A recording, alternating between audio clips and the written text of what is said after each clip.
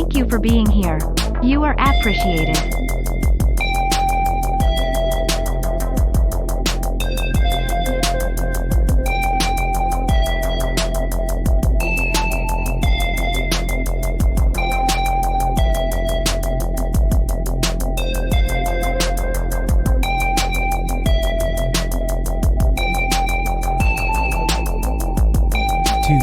Two, check. Check two. Check two. Rob needs 5 subs before he speaks. That would be a bold strategy. It's actually 6. That's why I say 2, because that's indicating to you, the chat, that I require 6 subscriptions before the show can really begin. You didn't get that? I've been signaling to you this whole time. I don't think it would work either, honestly. I don't think it would work, Ernalda. But thank you for the 3 months of Tier 1. Thank you for being here, Ernalda. You are appreciated. How about that? Thank you for the 3 months. Thanks for being part of the community.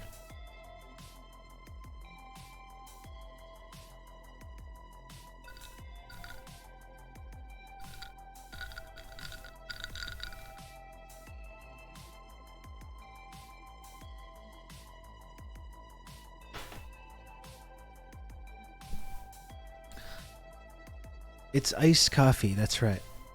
Drinking some iced coffee. I wasn't planning on eating lunch. I was going to hold out until the rest of the stream, but then I changed my mind as soon as I started. Is this a new beverage or is the show completely changed in my absence? No. I mean, sometimes I have coffee to begin the show. This is an iced coffee. I actually forgot last night. I told myself after the stream I was going to go out and get a few things. Like I still have groceries and stuff, but I don't have any soda. I don't have any Diet Coke. I don't have any energy drinks. I don't have any fizzy water. I got no cans in the fridge. I got my beverage loadout is totally empty. And I told myself last night I was going to go get some. And completely forgot. And I forgot this morning as well. And then I went to start the stream and I was like, I got nothing here. I got nothing. I got nothing to work with here. No one needs that stuff. I disagree. I do need it. I literally need it to live.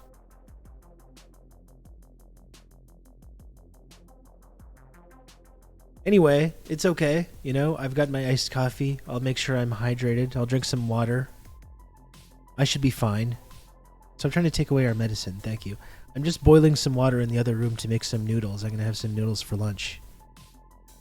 I'm his doctor, and he can confirm that he needs it to live. Thank you. Thank you, Svidler on the roof. I appreciate it. I've been making poor man's bubble tea, pomegranate seeds, and club soda. That does sound kind of nice, though. That sounds kind of nice.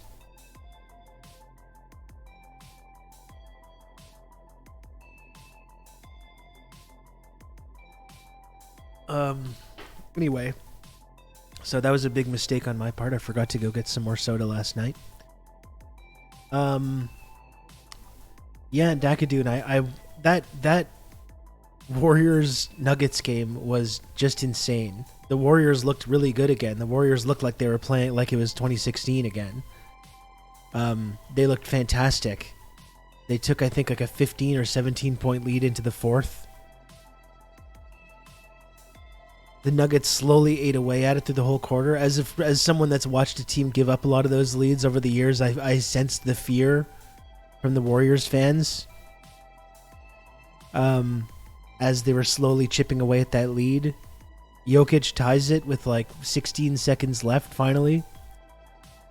And the Warriors had the ball, and they just needed to hold it for a shot at the buzzer, and there would have been no time left on the clock. They turn it over with like 4 seconds left, and then Jokic hits one of the most ridiculous shots I've ever seen in all my years of watching basketball. Jokic hits like a 37-foot banked-in three with a hand in his face to win the game. It was one of the most insane things I've ever seen in basketball. Absolutely crazy. Hang on, I'm just gonna go put my noodles in the water. 1 sec.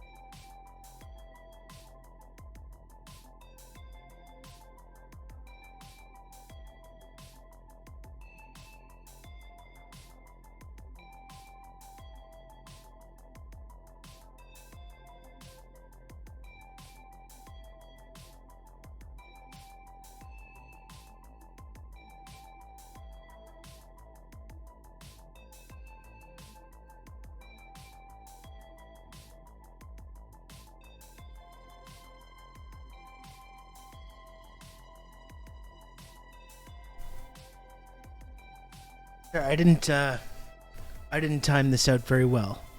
I didn't time it out very well. I tried to start the stream a little bit earlier today, almost on time today. And didn't time it out very well. Although yesterday I was also walking around and looking at the chair as well, so.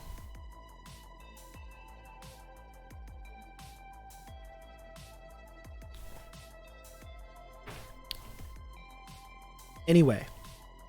I was receiving psychic messages from the Lenin bust. Good. That was intentional. That's intentional. That's how that works. It's got an energy. It's a real authentic.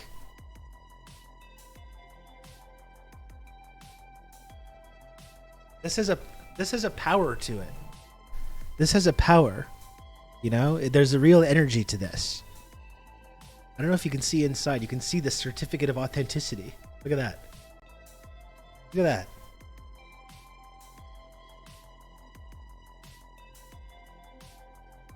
That's the real shit.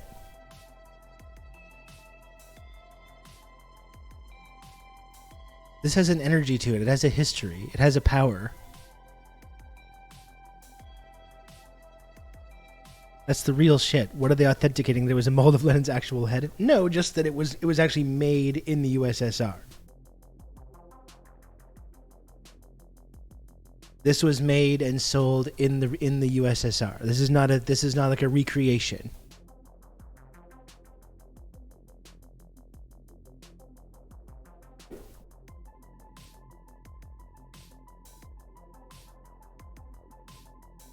I should put a Lenin portrait up in my house. It's good. I honestly like it. I like having him there behind me. It's like he's with us every day, you know? V.I. Lenin. That's right. I'm the walrus. I like the other Lenin as well, honestly. I've been listening to a lot of Plastic Ono Band lately, that album. That's one of the best Beatles solo albums. Plastic Ono Band. It just rocks. I'm listening to a lot of that lately.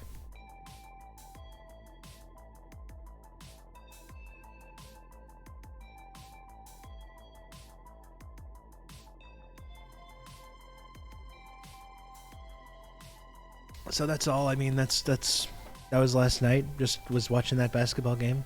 Did some podcasting. We had Manny Fidel on the Insurgents podcast. It was a nice night. I'm still I feel less stuffed up. My throat is not sore anymore. I'm coughing a little bit, but not very much. I've had the most intense brain fog the last couple of days though. I feel like it was 4 or 5 days ago or whatever. I took some of that nighttime cold medicine. You know, you take the nighttime cold medicine to dry you out and it makes you all drowsy and makes you feel all fucked up. I feel like I've not fully recovered from taking, like I still feel like the effects of that haven't worn off. Like I don't know if that's crazy. I'm sure it is. I'm sure the effects have worn off, but that's kind of how I'm feeling right now. I still feel like I'm in like a daze. Raptors versus Kings tonight. I'm actually excited for the games now. Me too. I'm for sure going to be watching that. Would love to get a win as well. And a third win, a third straight win in the new era would be a nice feeling. The guys who get a pizza party. I love cheering for grown adult millionaires to get a pizza party. That's an underrated element of this Raptors season. Have you considered that you're not even awake right now, that you're dreaming a codeine-fueled dream right now? I have considered that. I don't think that's the case. I did have a night of crazy dreams the other night where I couldn't distinguish between reality, and I woke up like 5 times all like confused and weirded out. So I don't know what's going on. If it's like, I don't know what that is. I don't know what to tell you. I still feel kind of disoriented though. Excuse me. Are the Kings the most poorly run NBA franchise? Maybe the Pelicans are worse. I mean, historically, you can make a case for the Kings. I think that case falls apart a little bit lately because they were really good last year. They had that, like, they traded Tyrese Halliburton, who's playing like an All NBA guy now, but they also kind of like, it was still kind of a good trade. They got to Sabonis. You know, they were good last year. They only lost in the first round because they were playing the Warriors, who had that experience, and they got Steph Curry. The Mike Bibby curse. That's right. That was great. That was a really fun team. They got absolutely screwed. They should have made the finals, and they probably would have won the finals that year. That's one like NBA conspiracy that I wholeheartedly believe in. They got the Kings in 2002 got absolutely screwed in that Lakers series by the refs. I have a tribal hatred of all New Orleans sports teams, but Pelicans is just a really bad mascot for a team. I don't know. I think it's grown on me. It's kind of silly. They get kind of silly with it over there. It kind of grew on me, though.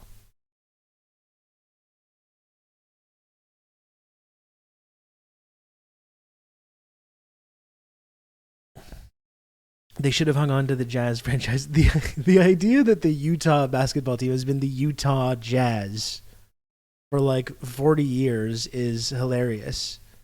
Do you think one person in Utah listens to jazz music? Literally one person. You think one person in Salt Lake City is listening to like Miles Davis right now and jamming out to it, you know? One person. Are they even allowed to listen to jazz? I don't think so. You can count on me. You're going to have good old Rob to talk you through all this. Smooth jazz. Crackle Bear, thanks for 28 months. Maybe some smooth jazz. Even Steely Dan for them, I think, would be too much. They'd be like, whoa, what is this vulgar, satanic music? Imagine a Mormon playing jazz. Like, I don't know. Charlie Parker, yeah. Laurie Markkinen listening to Art Blakey in the locker room. There's some Mormon guy just jamming out to Charlie Parker right now. I don't think so. Hey, Carnova, how's it going? Hold on just one second. Let me just go check on my noodles. I'm almost done making my lunch here. No, Steely Dan is way cooler than Utah, okay? Steely Dan is too cool for Utah. All right? Take that back, Marty. It's not true. It's not true. One sec. I'll be right back. I promise I'm almost finished.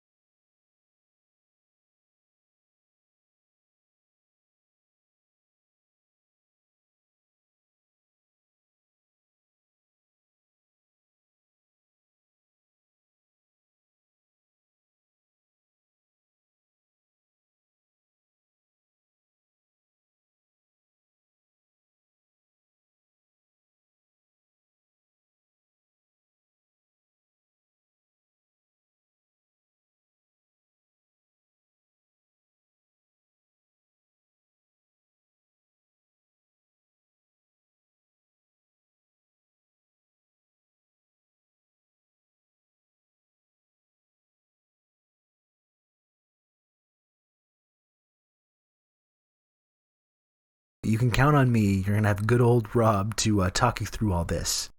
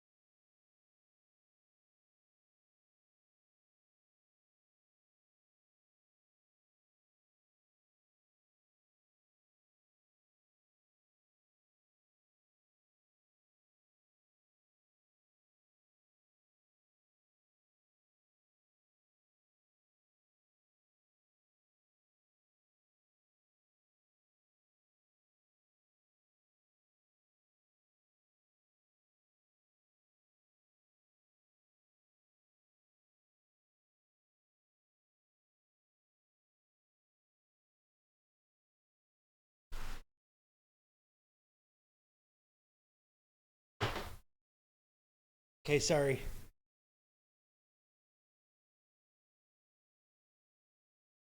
Sorry, I'm here. Sorry to take your time away from the true host of the show, Chair. The Chair. Give it up for the Chair, everybody. I was on a massive gooning sesh. No. That's not true. Thank you, Red Scary, for the gifted sub. I appreciate it. Thank you, Red Scary.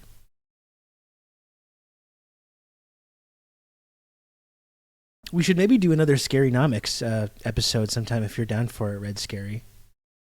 I'm hearing, like, there's all this shit about, like, well, the Bidenomics, we avoided the recession. Added all the jobs. Or we exported the recession to Europe and China. That's kind of the narrative right now. I'm kind of interested in getting to the bottom of that.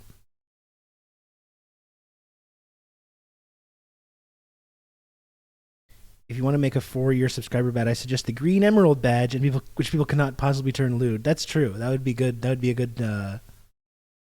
I think I went too quick to the gold. I think the idea of someone being a 2-year subscriber was like, that's the most anyone will ever have. You know, gold probably should have been. I probably should have kept that for later. Blew my load a little too early there, as they say. But that's something to keep in mind, definitely. Please ignore what I just said. And yeah, in terms of Utah's geography, it's like you look at pictures of Salt Lake City, it's beautiful, beautiful city. You know, filled with a whole lot of weirdos, in my opinion. Yeah, I turned my brain off for the holidays. Like I'm saying, my brain hasn't even fully been turned back on. How is it the worst air quality in the country? Is that true? How is that even possible? You can tell why the Mormons had to ruin it. Yeah, Jesus Christ. You can count on me. You're going to have good old Rob to talk you through all this. I have achieved Pearl status. Oh, my. Oh, my, Red Scary. Thanks for 36 months of Tier 1. Really appreciate having you in the community, Red Scary, for 3 entire years. And please do enjoy the beautiful Pearl sub badge, the 36-month, 3-year sub badge. That's wonderful. Very cool.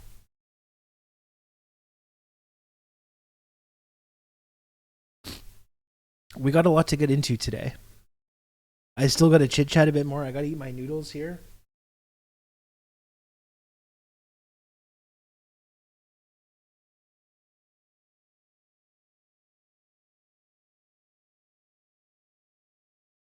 I'm just gonna make sure I turn off the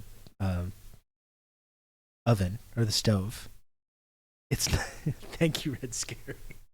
Thank you.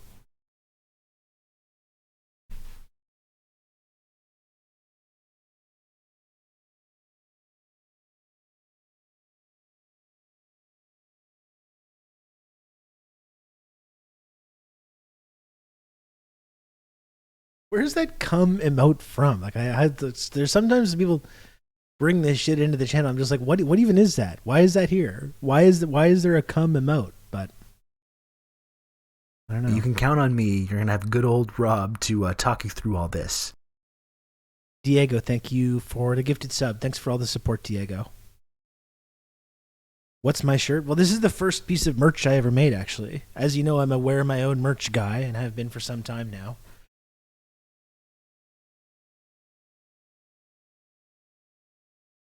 The guy that made this is really cool. I actually reached out to him to make a merch for TRRS, and then I fucked it up. He said he would do it, and then I forgot to get back to him, and then he became busy.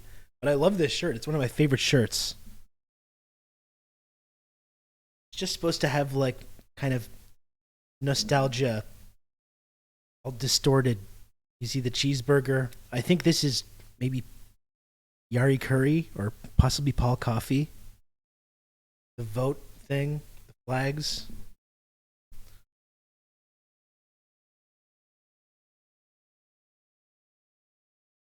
Should we do a torso stream? We can do that. Let's name some guys. Who did that one again? I would have to look it up, actually, because I cannot remember. It's not like someone that's in this community. It was a listener of the podcast, and he just reached out to me and was like, would you like me to make some shirts for you? And I said, yes, that would be wonderful.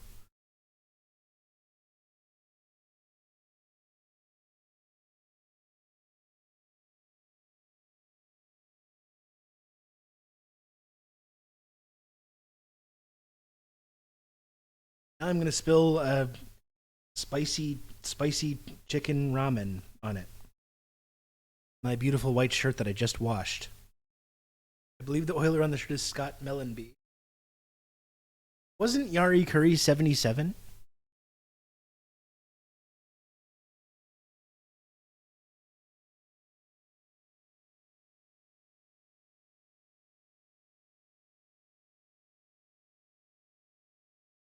He was 17. The jersey looks like 27.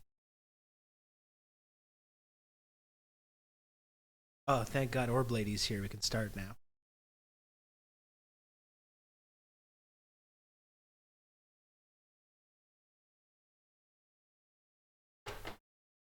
I kind of left the noodles in for too long. They're a little mushy. I put some dumplings and some rice cake in there as well, so I wanted to make sure that was, like, cooked properly. I'm eating some KD. You know what? I've been kind of craving some KD lately. I haven't had it in quite a while.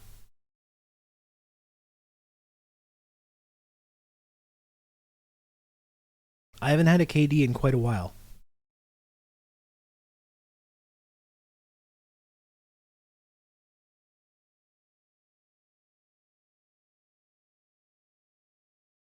But I've been craving that. With chupped, of course.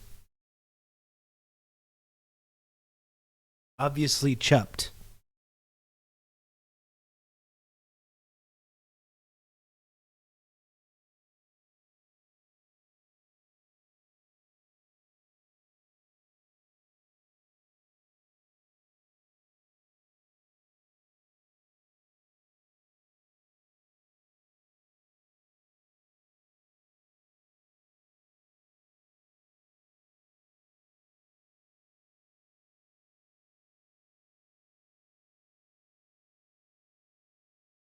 Okay. Okay.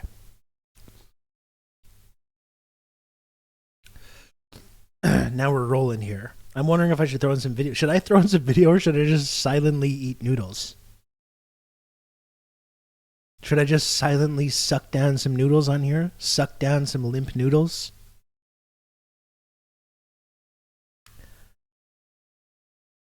I'm not a Chup fan, so I go plain Jane. I high grade my KD with sharp cheese. That sounds kind of nice. That sounds nice. I don't really ever dress it up. If I put anything in it, it's going to be ketchup, maybe some hot dogs, obviously some black pepper as well, because you want to turn up the heat just a little bit, as you know. You can count on me. You're thought gonna or have some good sub to old watch? I mean, Rob I'm sure there to is. talk you through all this. 27 months of good ol' Rob talking me through all this. Thank you, Quaker Oat Sky. Thanks for 27 months. Always happy. It's my pleasure to be here to talk you through all this. Can I see the Oiler one more time? I believe I found the actual picture the artist used.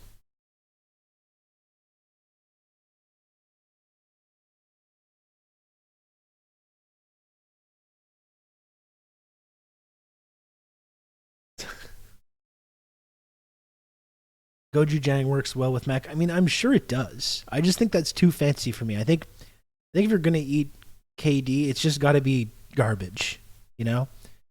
And tuna as well can be good as well. You know, I agree, but I think with KD, it's got to be really trashy. You've got to feel kind of weird and bad about eating it, you know.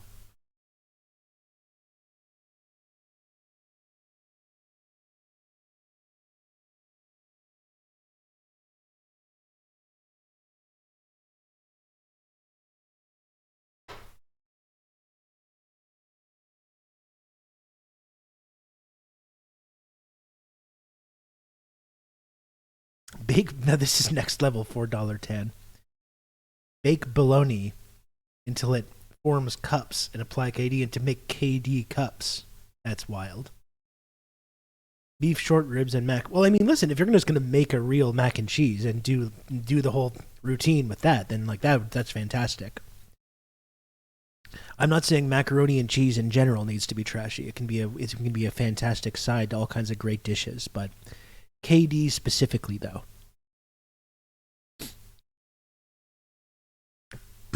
KD specifically.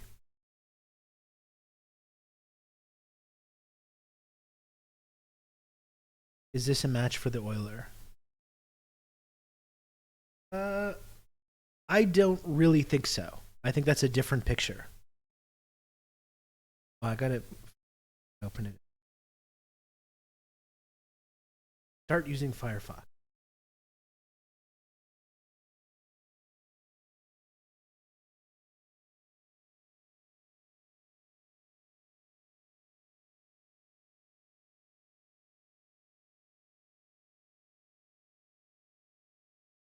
Maybe. No. It's different. You can count on me. You're gonna have good old Rob to talk you through all this. Hello, am I now part of the Pyramid Bottoms? That's right. Nom de net. Thanks for 8 months of Prime. Absolutely. You're an official TRRS bottom. Thank you for the 8 months of Prime. Really appreciate that. Hey, Doug Crap, how's it going?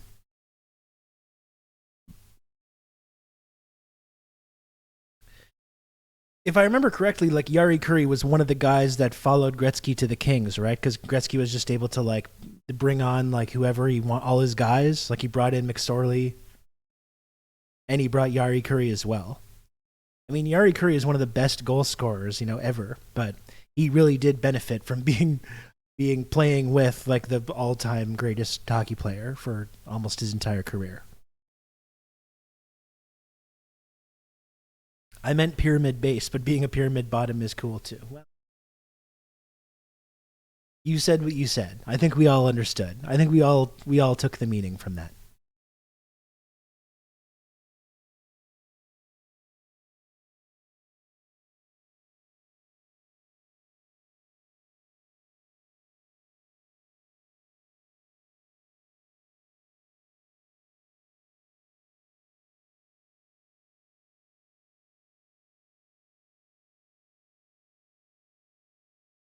You think Ovi's going to pass him? Is that true?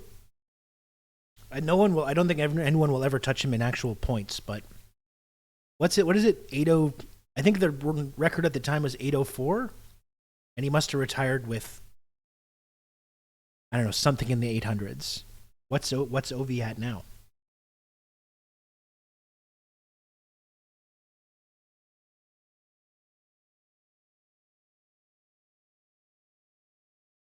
Gretzky's just a poor man's Mike Modano. Well, I appreciate your nostalgia for the mid-90s Dallas Stars. Modano was very good player.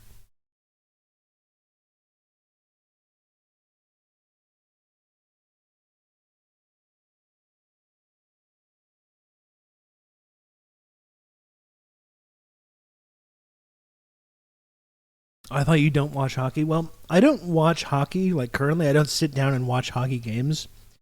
But you do. That's one thing. If you're Canadian, you don't necessarily have to watch hockey, but you probably should be familiar with Gretzky and all Gretzky's achievements. I think. You know? Ovi's at 830. Gretzky ended up with 894. It's cutting it close.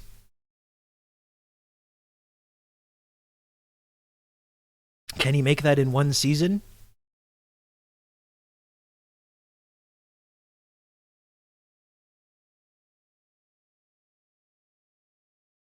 I don't know. That is on the Canadian citizenship exam. It's true. I mean, Gretzky's just a really fascinating and interesting sports figure, I think. Like, when you look at what Gretzky was doing, no one in any sport has ever come close to touching the level of dominance.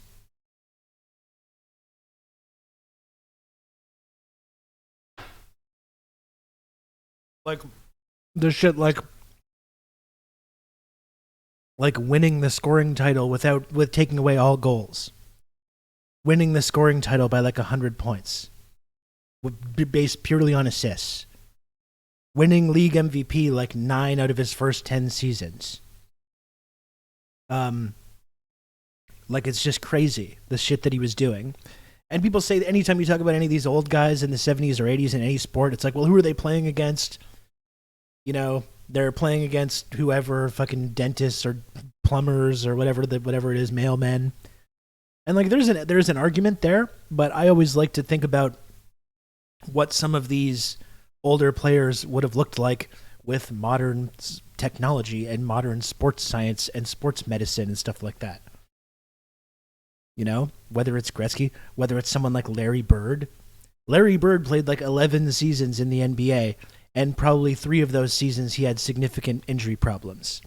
Like, you look at LeBron James, obviously he's one of the best players ever, but he's had 20 years of like full health. He's barely ever injured. With God knows what concoctions they're blood doping that they're bumping into him, you know? Like, it's completely unheard of. The idea that you can play that long and still be at that peak physical condition at like year 20 when you're almost 40 years old. Yeah, Larry Legend was chugging beers and blasting cigs at halftime. Exactly.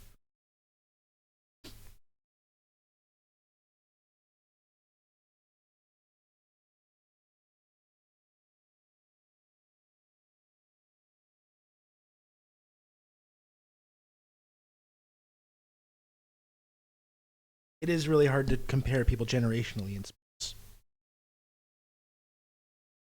But I don't think in any sport you'll ever see anyone dominate the way Gretzky did in the 80s. It's just like mathematically not possible.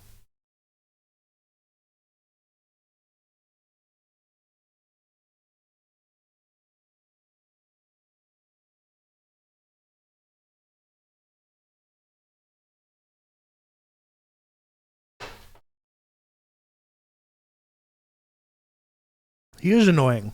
I agree. He is annoying.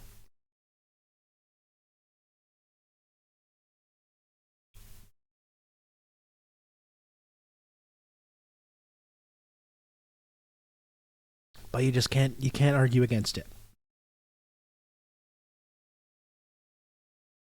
That's right. Ennis Freedom would be the best NBA player if Xi Jinping wasn't conspiring with the NBA to keep him out.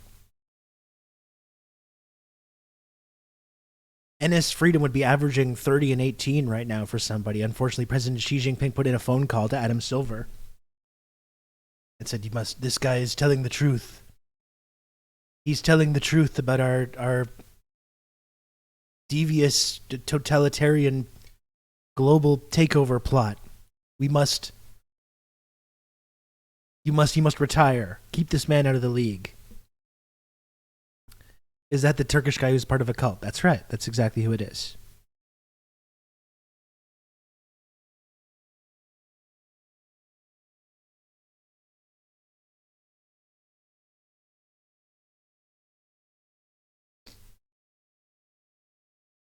Adam Silver is actually President Xi wearing a mask. I actually have heard that as well.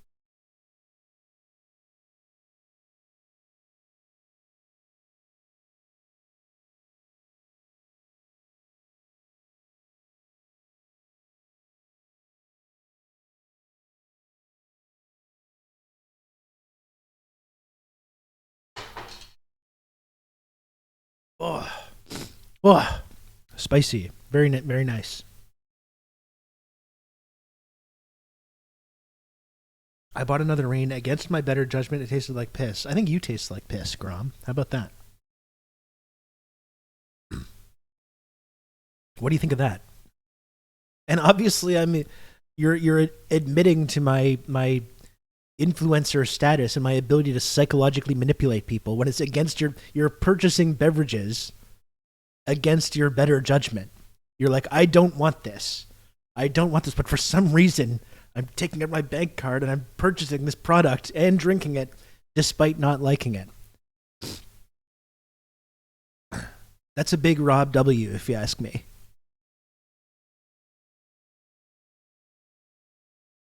It's so influential he made you pay to drink piss. That's right.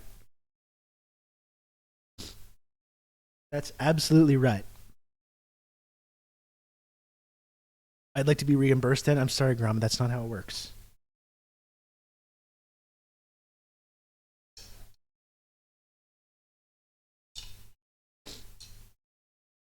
Not how this works. Pick up this.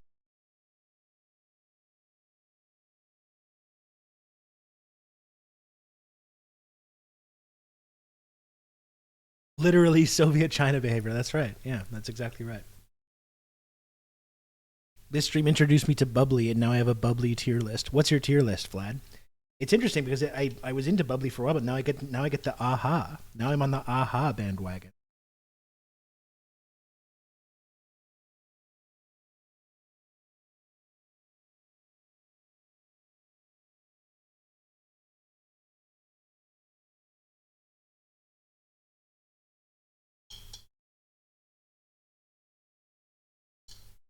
You can count on me. You're going to have good old Rob to talk you through all this. Why did the Nephilim descend on Miami Mall?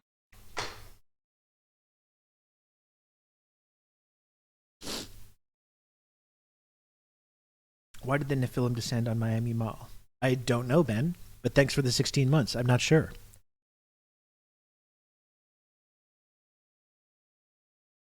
But thank you very much for the resub. Peach, honey, and pineapple passion fruit are top tier. I don't think I've tried over those. I always get the watermelon lime and the orange grapefruit. Apparently aliens were in Miami or something. Oh, cool. I hope so. That would be fun, honestly. That would be a nice little shake-up to the normal news cycle. I'm ready. I genuinely do want to believe. I'm fucking ready. Sorting sparkling waters in tier lists is what we really do in Theory Book Club. One day I will be able to attend one of these mythical clubs. One day. I failed on the Walter Rodney. I'm so disappointed in myself, honestly. I failed.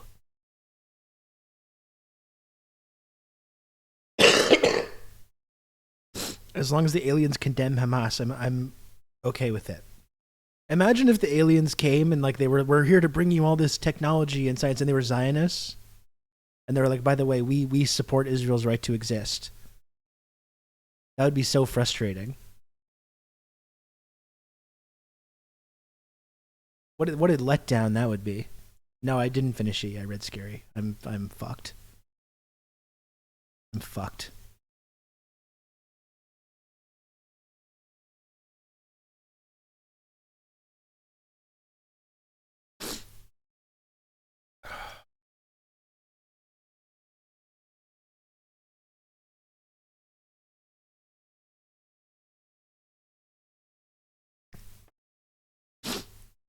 Okay, I'm gonna work on it, Red Scare. I gotta finish that, and I gotta finish Devil's Chessboard. Which I started and was making good progress in, and then just stopped for some reason. What was I saying about the reading thing? Literally just take 20 minutes per day that you would spend looking at your phone and just read your book. Like, why can't I do that? Why can't I follow through with that? It's so easy. I look at my phone so much, dude. I look at my phone all the time. Why can't I just take 20 minutes per day to read my book rather than do that? It's insane. What is wrong with me? Put the phone in the box. That sounds good. That sounds like a good idea.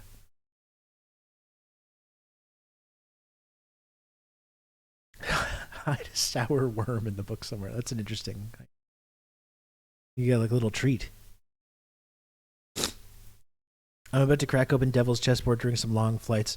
It's on like I really do need to finish it because honestly, like it just reorients your whole brain. Like I don't even know. I'm almost scared to finish it. All the stuff that we talk about all the time. You read even just the first like 25 pages of Devil's Chessboard, and you're like, "Oh, we live in the Fourth Reich. Oh, like that's what it's like. Oh, I get it now. It's crazy." Like if you read Devil's Chess, like I think it's a good preamble to other books as well. You read Devil's Chessboard and then read Black Shirts and Reds. You figure out what the origins of this agency, the demonic origins of this agency, the CIA, and then learn about what they did with that power once they took full power over the U.S. Security establishment following 1963. And even prior to that, what they were doing. But like once that faction of the U.S. government was in full control, what they did with that in Black Shirts and Reds, in Washington Bullets, in Jakarta Method. And it's like, oh, these people are evil, evil. Wow.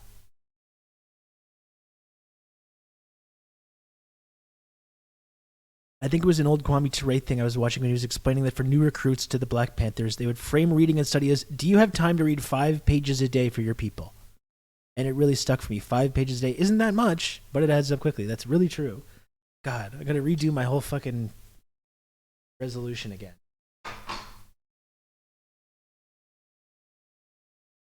I'm out here trying to be smart every day and I can't even read a book. What's wrong with me? It's ridiculous.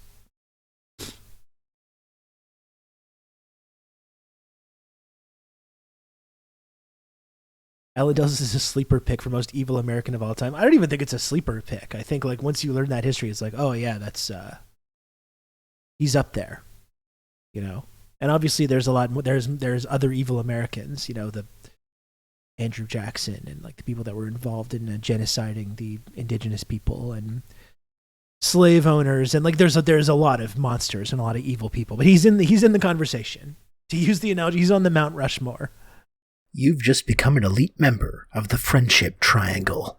Oh my goodness, Mel's. It's our friend Big Melon Lady. Mel's, I haven't seen you for a while. Thank you so much for joining the stream, and thanks for the 5 gifted subs. I really appreciate that. I hope you're well too. Shout out to our friend, a very valued community member, Big Melon Lady. That's very kind of you. Wow.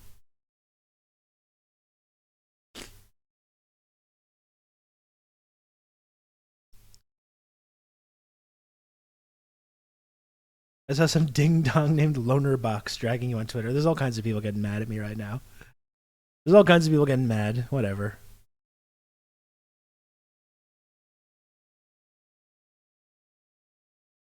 I wish I had big melons. Or Blady, your melons are. Anyway, yeah, all kinds of people online because I dared to speculate on the possible involvement of Mossad in supporting extremist groups, proxies that carry out their interests. Because I dared to suggest, because I impugned the good people of Mossad. That's right. All I'm saying is, you've never seen ISIS and Israel in the same room together. That's all I'm saying. You know, that's a good segue to talk about this because I wanted to talk about this. We talked a little bit about it yesterday because I got community noted. My tweet about this got community noted, and there's just hundreds of comments. I don't read the comments. Like, I don't. When people are like, when one of my tweets escape containment and people start, all kinds of random people start getting mad at it, I don't look at any of that. I look at none of it. Once I see that there's people getting mad about something, I just hit mute on the thread and I just stop looking at it. Sometimes I might check in to see what number of comments are going on, but I don't look at any of it. None of the quote tweets, none of the replies. You can count on me. Some of it might seep through my firewall talk you or through whatever, all this.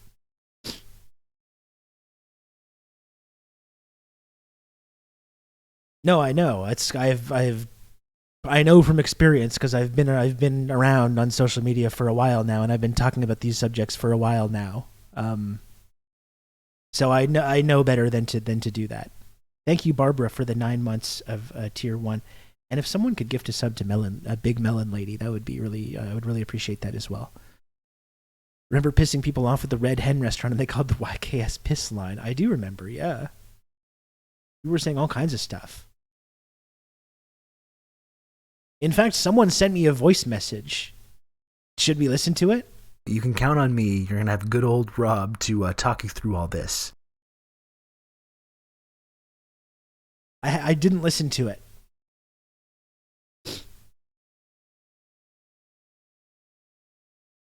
Plunger Man, thank you so much for the gifted sub. The community notes. Okay, so I think the community note might have changed because when I saw it last night, because it evolves. Let's look at the tweet first of all, okay? Let's look at the tweet in question here.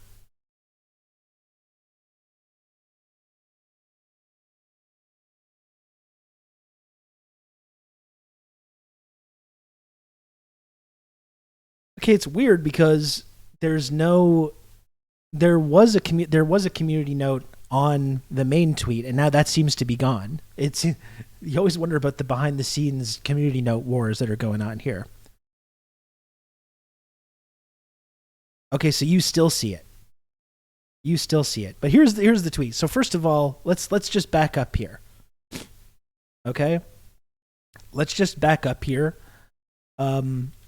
We talked about so on January 2nd or 3rd or whatever day it was, there's this simultaneous attacks in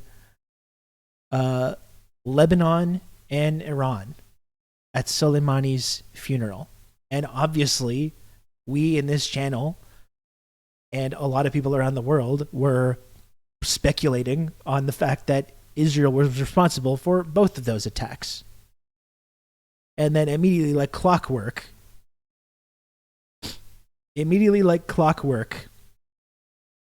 the New York Times, the vehicle for any kind of like pro-empire disinformation, which we're going to get into more today, talking about this story about Hamas and the rape,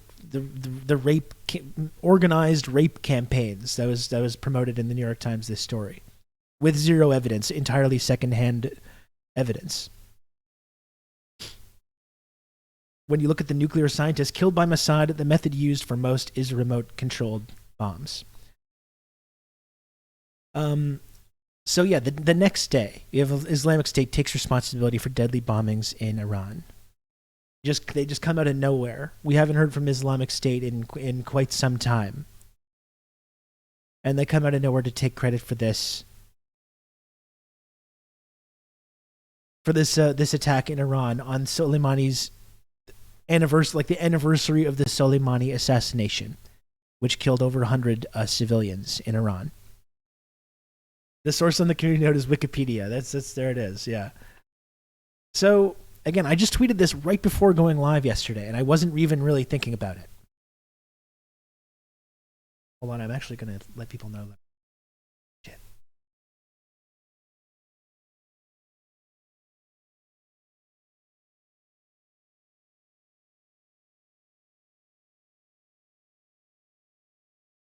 Just one sec, sorry.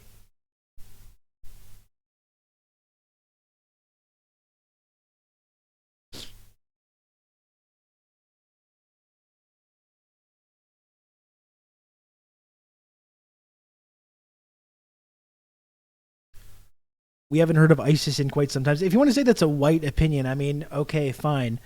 And because, in fact, it's not even true. We have heard from ISIS a number of times over the last few years attacking enemies of the U.S. empire, which is also kind of interesting, isn't it? In Africa especially. ISIS is still operating in Africa and is often being fought by Wagner Group mercenaries in these African states that have diplomatic and economic and military ties with Russia, which is yet another very interesting and curious element to this story, actually, you fucking asshole. But so they pop up to take responsibility for this this bombing in Iran. And I just, again, I tweeted this without really thinking about it all that much. Pointing out that it's funny how ISIS never seems to attack Israel. I wonder why that is. Obviously, that's being provocative, and it's kind of trying to stir the pot a little bit. I take accountability for that. Rob isn't white; he's Quebecois. Thank you, Jay. I appreciate that. I'm actually officially Latino, so.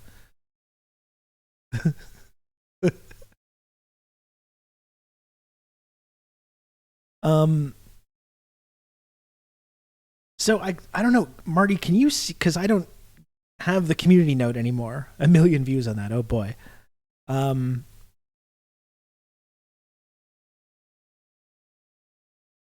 Because I saw the community note. I might still have it in my phone.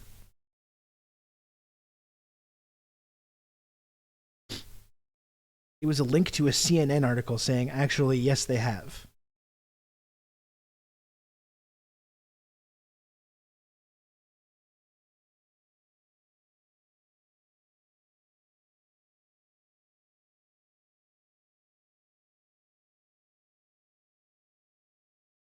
Let me see if I can find this here. Marty, would you mind just linking the CNN piece? It says ISIS. The community note says. Is this going to open properly if I do this? The community note says ISIS has attacked Israel before. It's linking to this piece from CNN. So we can take a look at that. Marty, would you? Okay, thank you, Marty. I appreciate that. I don't know why I can't see the note. It's kind of strange that I can't.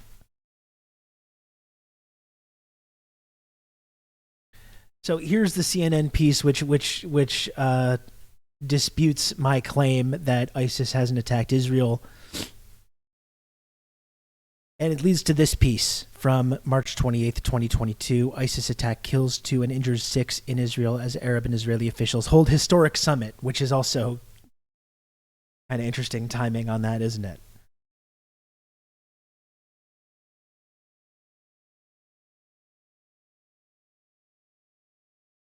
"22 children were killed in this bombing." Do you mean the one in Iran? The killers of child killers in Gaza are the same bomber in Iran. I think I'm with you, but I'm not totally following. But I think I agree, unless I don't. In which case, I don't. But this is the piece which allegedly disproves this idea that Israel hasn't been attacked by ISIS. So yeah, it's whenever there's terrorist attacks like this while holding these historic summits with Arab countries, I do find that a little bit suspicious. Regardless, I will leave it up to you to decide whether this like disproves what I was saying. If they got me on a technicality here, ISIS operatives killed 2 people and injured 6 in a shooting attack Sunday in the Israeli city of Hadera, some 31 miles north of Tel Aviv. ISIS has claimed responsibility for the attack, citing, according to the Site Intelligence Group, which quoted a post from the ISIS-affiliated Amaq news agency. Amaq posted a screen grab from a video that circulated on social media showing 2 masked men pledging allegiance to the leader of ISIS prior to the attack. Amaq called the attack a twin immersive commando attack by Islamic State fighters, according to SITE, the Site Intelligence Group. Would you classify that as an attack on Israel? Because I would not. I will leave others to judge. You know, if you want to say that I was mistaken for claiming that ISIS has never attacked Israel, and if this is enough for you to say that they got me on a technicality, okay, you know what? Fine. The point, obviously, that I was making with this post, though, was to point out the connection between ISIS and Western intelligence. Which, as we talked about yesterday, there is plenty of evidence to make this link. You know, is there some kind of smoking gun where you have someone in Israel or Mossad saying like, yes, we control ISIS? Obviously not.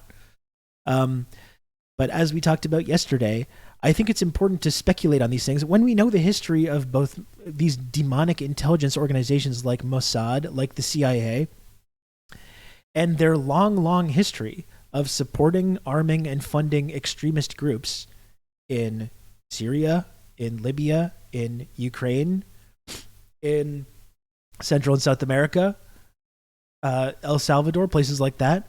When you look at this long history, I think it's actually very normal and, in fact, a good thing to do when these extremist groups attack in these moments which seem to coincide with or support certain Western geostrategic goals. I think it's pretty normal to speculate on whether this is a part of that pattern, you know? And I'm not going to pretend to, again, I'm not one of these evidence cucks, okay? I don't think we should wait 40 years for some like admission to come out or someone to come and say, oh yeah, we were involved in that. I think it's more important to try and understand what's going on in these situations when it's happening and not 40 years later, you know? And sometimes there's not going to be evidence, but there will be a pattern that we can take a look at and we can speculate on whether certain incidents fall into that pattern. And anytime there's a situation like right now when it seems like Israel is desperate and flailing to expand this conflict, but maybe with a small degree of plausible deniability,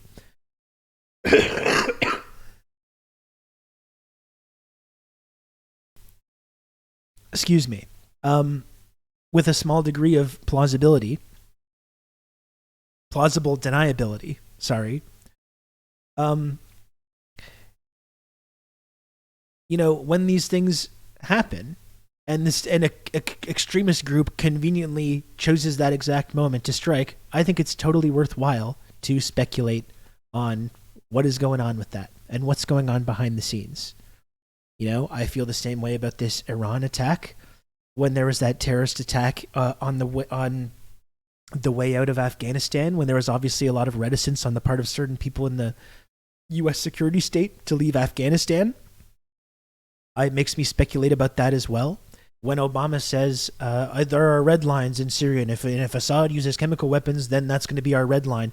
And there's people in the United States government that really want to go full on into regime change operation in Syria, and then immediately there's a chemical weapons attack. It makes me suspicious about that as well.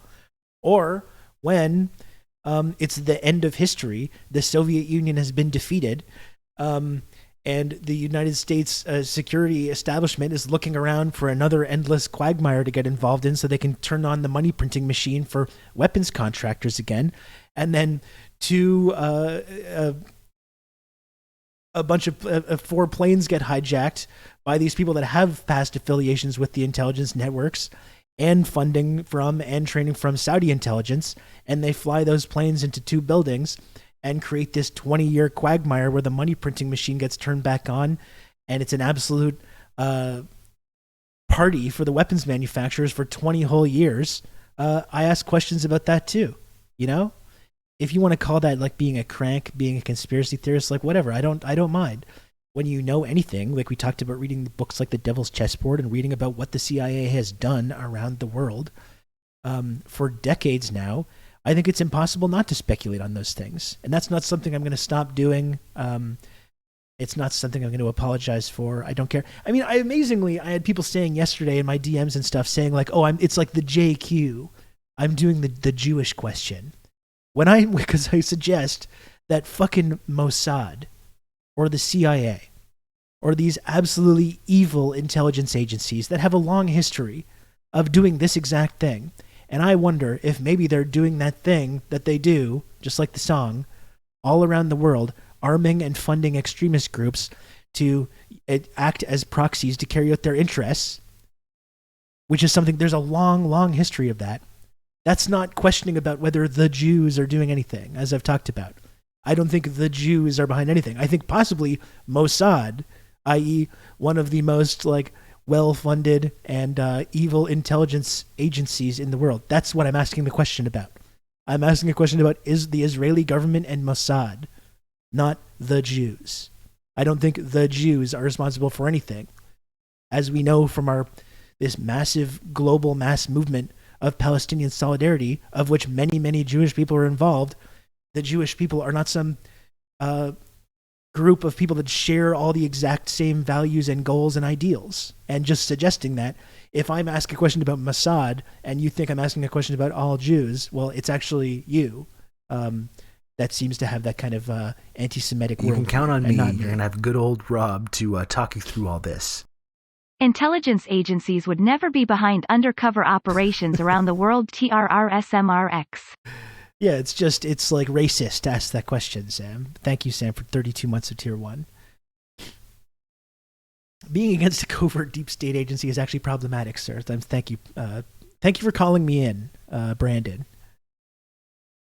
This has intelligence agency going rogue in defiance of stated foreign policy position all over it. And like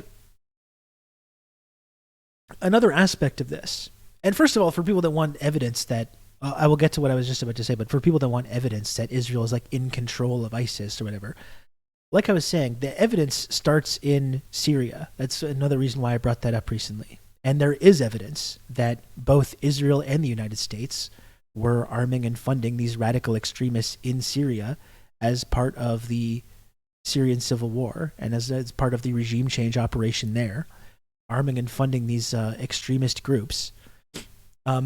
And ISIS came out of that. They came out of that chaos, including ISIS. So there is evidence that the United States and Israel have been responsible for arming and funding these specific groups, not just similar groups throughout history, but even these specific groups. Now, does that mean that like Israel or Mossad controls ISIS and everything that they do, or the United States does? Not necessarily, you know? Not necessarily, but I still think it's worthwhile to ask these questions when this is going on. Also worth pointing out, I think this is another part of this story. Like, let's take, when it comes to this bombing in Iran, right? Let's take the Occam's razor solution of this, and let's say there's no intelligence agencies involved whatsoever, and that this was just a rogue group of extremists. Like, let's just set aside whether these extremists have received any training and funding from either the United States or Israel. Let's just set that aside. Again, we talked about this yesterday, but like to catch up, right? What was Soleimani, like what has he been doing the last couple of years? And this is not some kind of passing any kind of judgment on the Iranian government. But let's look at the facts here about Soleimani. What has he been doing for the last several years? He's been arming he's been training militias in Iraq and Syria and around that region to fight ISIS. Right? That's what Soleimani was doing. That's why he was viewed as a hero throughout that region, because he was being held up as being at least partially responsible for these militias being able to repel groups like ISIS. Okay? And who assassinated Soleimani? The United States, under the Donald Trump administration. So just that, in and of itself, just that fact, Soleimani is fighting ISIS, the US takes out Soleimani.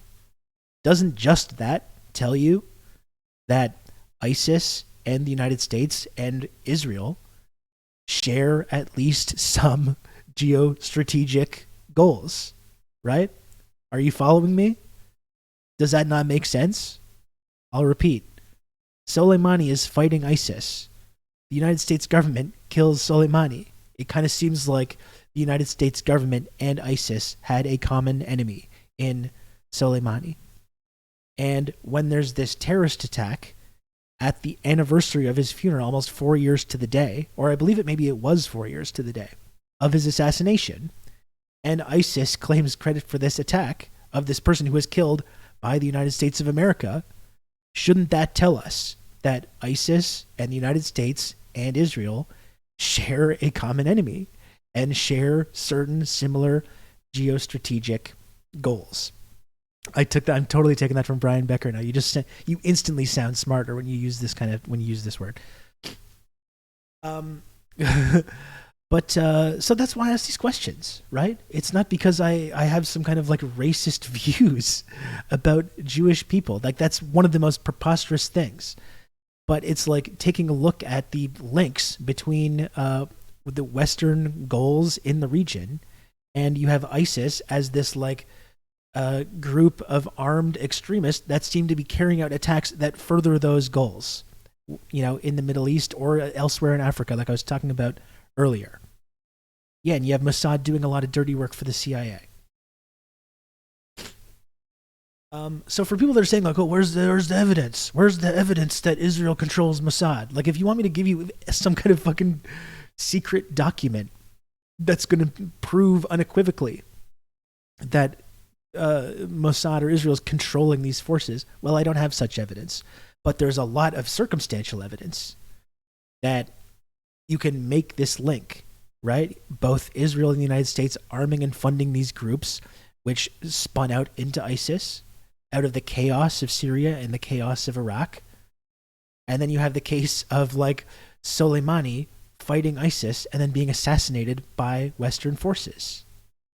And people are going to sit there and tell me there's not some kind of link there?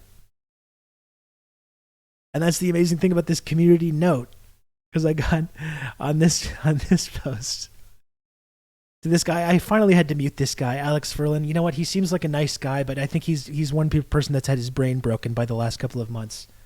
I see him always getting mad at people for being like too mean about Israel or whatever, speculating too much or being conspiracy theorists or whatever, and it's kind of annoying, honestly.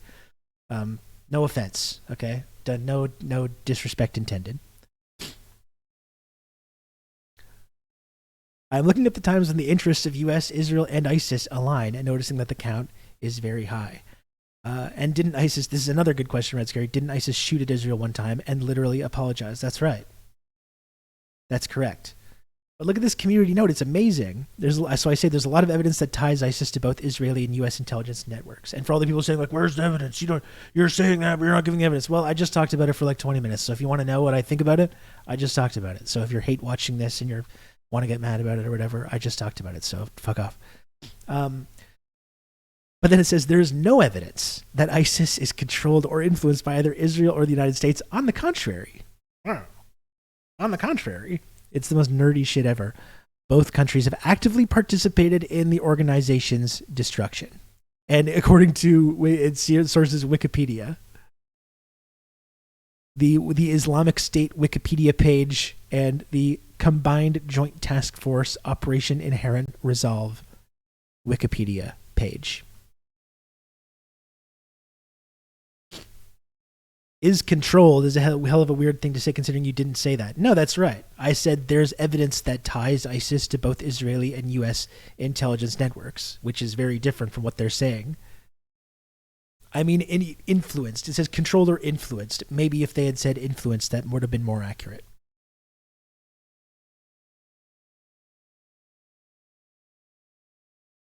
Like, I'm sorry, I don't want to pick on Alex Ferland. He seems like a nice person. But he says, wait, what are you implying? I genuinely don't know what point you're trying to make is that Israel is paying ISIS to attack Iran? I just don't get the point of like trying to defend Israel from these attacks from mean posters online. I'm sorry. Like, what are you why are you making that your hill to die on? I must defend Israel from these claims that it might be involved in supporting extremist groups to further its own goals. Like, come on. Anyway, I've been a mutual follower of that guy for some time. I think he's a nice fellow, but I don't know. It's I didn't really get that. The IS wiki that is solely edited by IPs in Langley, Virginia. I mean, you want to take a look, go down that rabbit hole, like the who's editing these Wikipedia articles in the first place, and the role that Wikipedia plays in posing as some kind of like neutral arbiter of the truth, despite often, in many cases, promoting a like pro-Western, pro-liberal democracy version of history and politics. I'm actually blocked by Jimmy Wales from Wikipedia. Can you believe that? I'm blocked by the Wikipedia founder, or whatever. Israel would just never do anything shady. I mean, I'm accusing Israel of like lying, misrepresenting something, funding extremist groups to further its own goals. Like, wow, how dare you? How dare you? If you're unsure of the power and danger of using Wikipedia as your only source, look no further than our dear friends Stephen and Voosh, how they educate themselves literally on air. Yeah, it's a good resource if you want to learn the history of the different lightsaber colors. Not so great, though, when you want to learn about complex geopolitical issues, in my opinion. But so many people were very mad about this. I don't really want to look at all the replies and everything, because again, it just hurts your brain to have to listen to.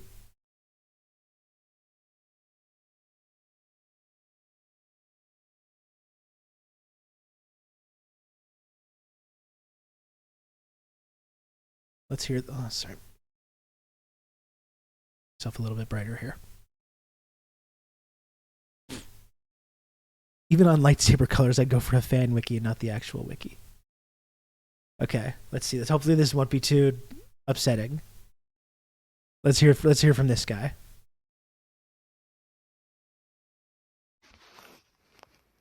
You are a stupid, stupid cunt.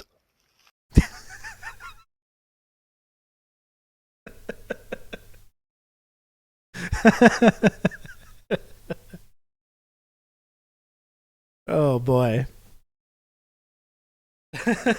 That's all that was. That guy should start his own podcast. It might be a new sub alert. It's a little vulgar. I don't know if I want to make an alert out of people using slurs on here.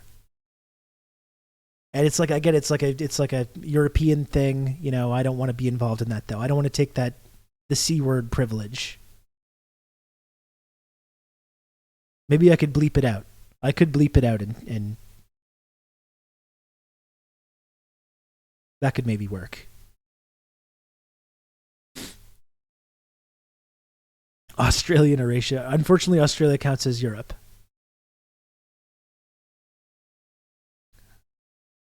I'm still not comfortable with that, Orb Lady.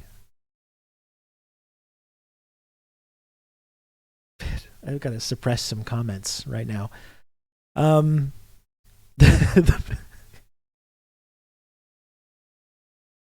The British have so little, let them keep it. Yeah, you gotta let them have something. Okay.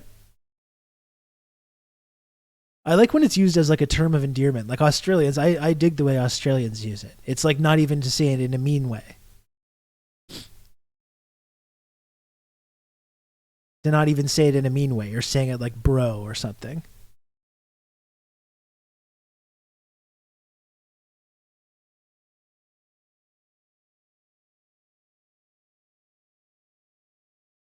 Anyway, that was that tweet. I talked about it a little bit yesterday. I don't know if we need to go on too much longer about it, but I still, regardless of all the fine folks that have weighed in here and tried to yell at me about this, or the fine folks at x.com and writing the community notes, I still find it extremely suspicious when these kinds of incidents happen, when these extremist groups that have these links to Western intelligence appear out of nowhere to engage in violence that furthers the goals of these Western nations or Israel. I'm going to continue speculating on that. And like I said, even if I'm completely mistaken, even if there's no link whatsoever between the CIA or Mossad and ISIS, this is still an example of ISIS acting in a way that furthers the goals of these nations, whether they're being instructed to do so or not. As I said, when you have ISIS attacking Soleimani, who is and Soleimani's funeral, and killing civilians at Soleimani's funeral after Soleimani was assassinated by the U.S., that should tell you that there's a link between the U.S., Israel, and ISIS.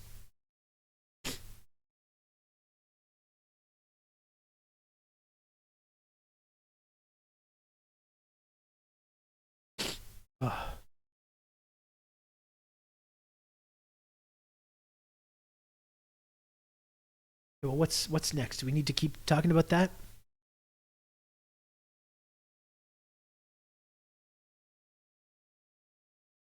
The Israeli account Terror Alarm said hours earlier that ISIS was involved in the bombing. Oh, that's interesting.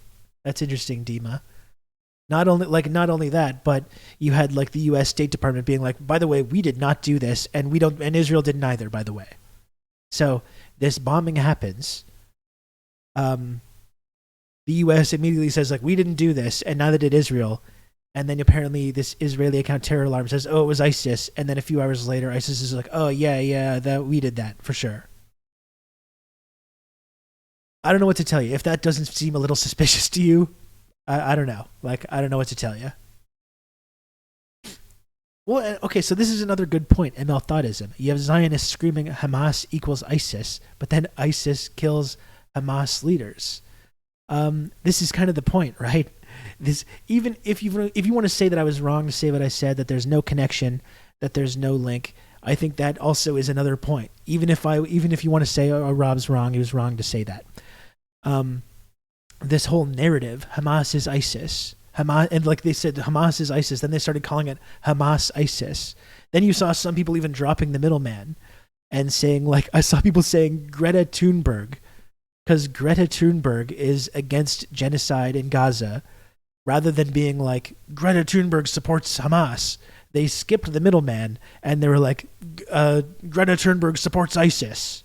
Like, they're like literally trying to make these things one and the same. But this kind of thing shows that they're not the same at all, and they actually have opposing interests.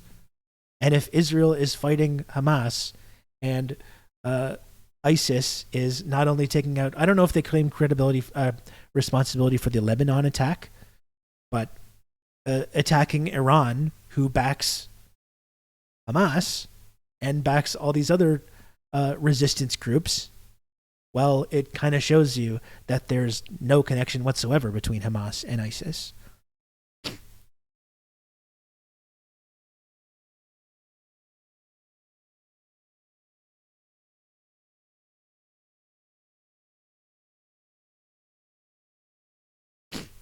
Anyway, it's not super pleasant to be yelled at by hundreds of people over this stuff. You know, I don't really enjoy it, but I am still glad to be able to make these connections and have people see it, and at least maybe people start asking some of these questions. Who are the people that want this to escalate further? Well, I think Israel. I think Israel wants to escalate it further. I mean, that's what we were discussing on January 3rd. You know, it seemed like Israel is desperately flailing to try and increase this into a regional war and draw the United States fully into it. That's exactly why we speculated that Israel was responsible for this terrorist attack in the first place. Yeah, Israel. That's the narrative. Israel wants the U.S. in.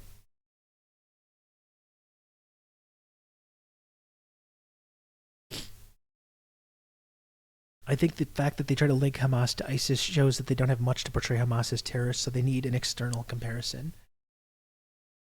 Yeah, I definitely think that's part of it. I mean, there's part of it. There is plenty of things you could use for Hamas to make that link, but I guess maybe because there's been this like this very coordinated campaign between Western intelligence and the media to promote ISIS as being this terrible threat.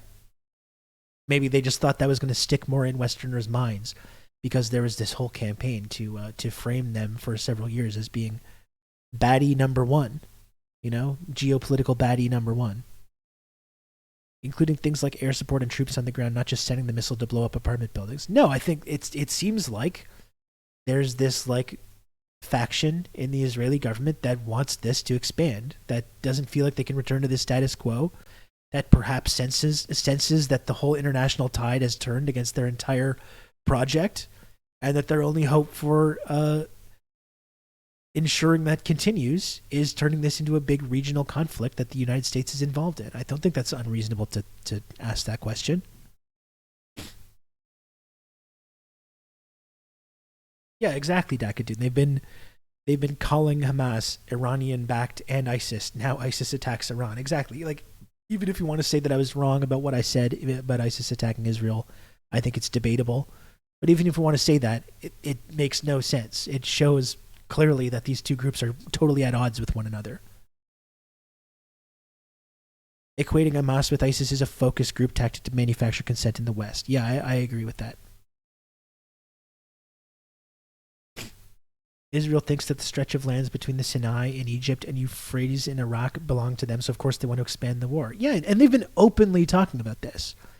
They've been openly and unapologetically talking about this for months now. Like, that's the absurd thing with the whole river to the sea controversy. Oh, you can't say from the river to the sea. No. It's offensive. It's a call for genocide. They're literally calling for genocide. And they have open plans to have greater Israel that expands even the territory that they have now. Is it true that Epstein worked with Mossad? I mean, similarly, I don't think there's a smoking gun that links Epstein to Mossad, but there is a smoking gun, as we looked at yesterday, that Robert Maxwell, Ghislaine Maxwell's father, did work with Mossad. And we do know that Epstein was engaged in this like honeypot operation to gather compromising intelligence on the world's most powerful people. And was he just doing that for fun, do we think? And there's plenty of links with Epstein, with Alan Dershowitz, connecting them with Israel. So what's he collecting all this compromising information for? What's he collecting all this intelligence for? Was it just to have a good time? He just wanted to record his buddies having a fun time with all the underage trafficked women giving them massages and stuff? Was it just for fun? Was it just for his hobby? Or was it being done at the behest of someone? And considering the connections between Epstein and Dershowitz and Israel and the connections between Ghislaine Maxwell's family and Mossad, yeah, I think there's evidence that links him to Israel. Absolutely.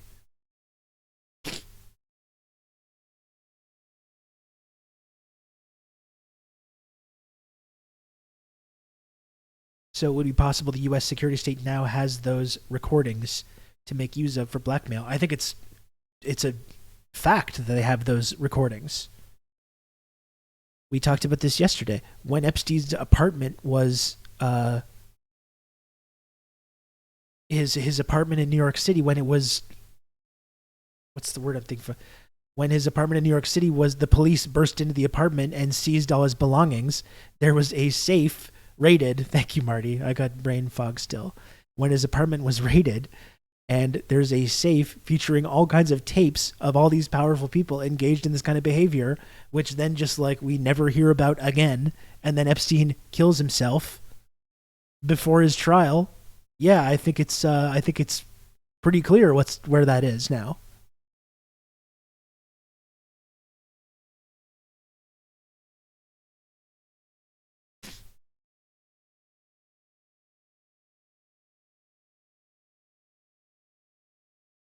Whom amongst us doesn't have a portrait of Bill Clinton in a blue dress in their entryway? The paintings at Epstein's are absolutely brain-breaking. Not only Clinton in the blue dress, but fucking George Bush knocking down the towers.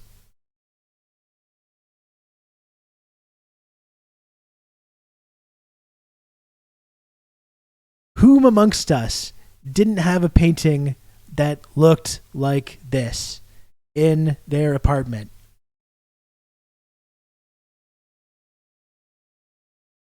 Like, how do you look at this and not believe in conspiracy theories? Look at this shit. This is in Epstein's apartment. How the fuck, knowing the connections between Epstein and Mossad and Israel and intelligence networks, how the fuck can you look at this picture and be like, oh, you're calling a 9/11 conspiracy theory? What? What? How dare you? That's so offensive. That's so offensive to say that. Like, come on. Come on now. Hey, by the way, you know who else calls 9/11 a conspiracy theory? The fucking families of the victims of people that were killed in 9/11. They do.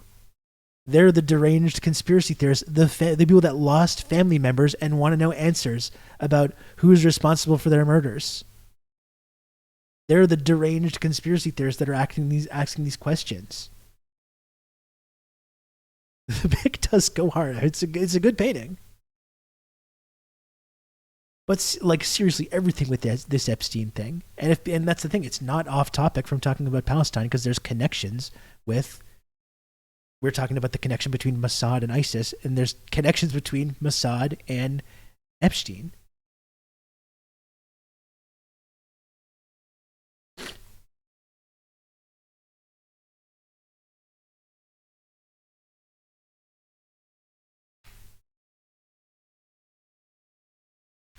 Is anyone here hate watching this? Is anyone here watching this to yell at the crank guy, the crank Canadian guy on Twitter? Does anyone have any issues with anything I'm saying here?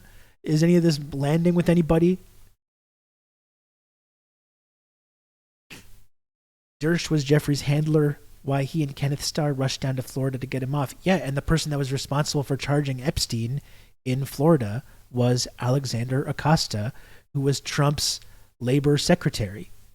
And who knows how much of this is true, but when Acosta was asked why Epstein got a sweetheart deal in 2007 when he was initially arrested on these charges, Acosta said, I was told he belonged to intelligence and to leave it alone. That's what he said.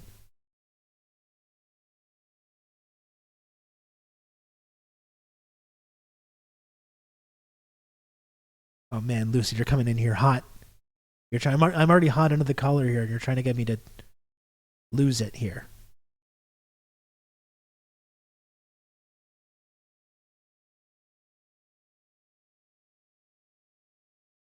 Trump put him in the Labor Department because there were a bunch of trafficking cases against Trump and his modeling agency, which have disappeared.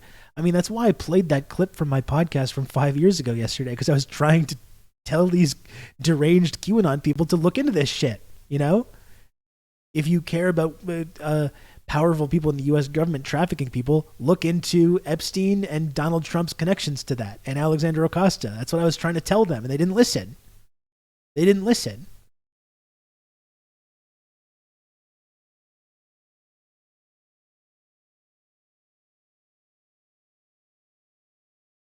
This is one of the most insane pictures. Like, what the fuck? Seriously. I do not belong to intelligence. Okay?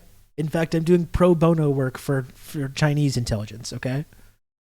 Maybe one day, okay? Here's hoping. As of now, nothing. As of now, I only work for you, the chat. Maybe eventually we can change that. That today is not that day, though.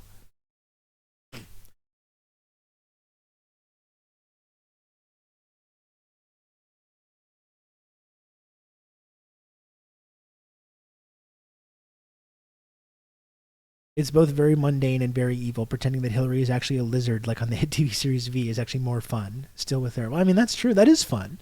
That is fine. Maybe there are shape-shifting interdimensional lizard people involved in this somehow. Maybe there are. We don't know that there aren't. But even just the facts that we can piece together, I think, are fucking crazy enough. We don't need to go down that road. And like I said, if people want to take these connections and say, like, oh, you're being a conspiracy theorist to question this. You're being a conspiracy theorist to question the link between Mossad and ISIS. You're being a conspiracy theorist to question the link between Mossad and the CIA and Epstein. You're being a conspiracy theorist to talk about the link between Mossad and Saudi intelligence and Bush and the World Trade Center attacks. Like, I'm sorry. Like, I don't know what to tell you. I just don't know what to tell you. To say nothing of the fact, like, as we talked about on 9/11 this year, when we talked about those conspiracies, there's now actual tangible evidence that links Saudi intelligence to the hijackers, the 9/11 hijackers. Like this, there's actual evidence verifying that Saudi nationals were hanging out with these hijackers months before the attacks, which in and of itself should be enough evidence to indicate that there is a conspiracy. Like, what more of a smoking gun do you need? Like, I swear, that's what I wonder what people ask, What evidence do you have? Like, what do you really need? Do you really need someone saying, like, yes, we did this? Is that really what it takes for people to say, like, oh, maybe there's something to that? Like, how many more threads do you need to find? How many more links do you need to see before you start asking these kinds of questions?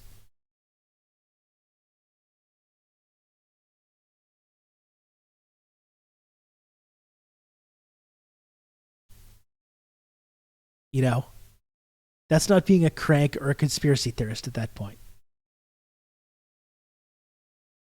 Yeah, exactly. That's what I've been saying, Hollywood Coat. They need to wait 20 years and then see the CIA tweet about it like one of their greatest hits. You can only accept that these things happened decades later. Decades later when there's finally some admission or evidence. I would prefer to ask these questions now, when this stuff is going on, and base these kind of questions or assumptions on actual factual material history that we know of and actual patterns, historical patterns.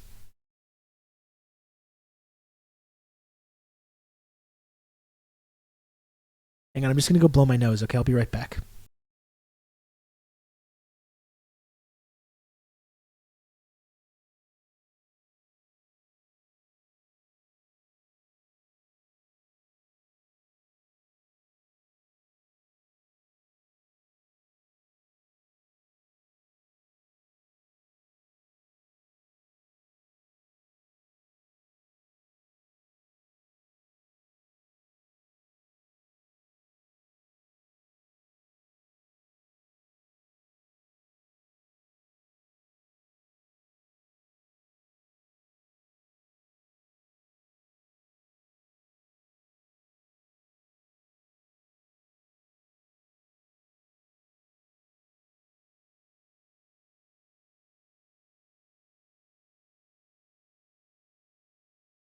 Yeah, after a generation goes away, so they can be dead scapegoats, and then the people that currently run those intelligence agencies can say, well, obviously we're not doing that kind of stuff anymore. Like people like John Cipher. Oh, we did some stuff in the past, the CIA. We did some stuff in the past, but like not recently. But yes, recently, yes.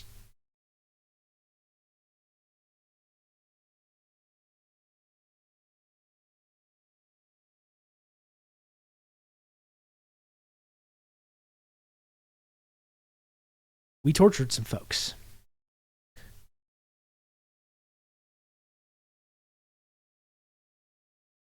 If you believed every so-called crackpot conspiracy theory, you'd probably be closer to the truth than if you believed the official narrative. I think at this point, anyone that believes the official narrative about any of these big sort of seismic events is like just being foolish.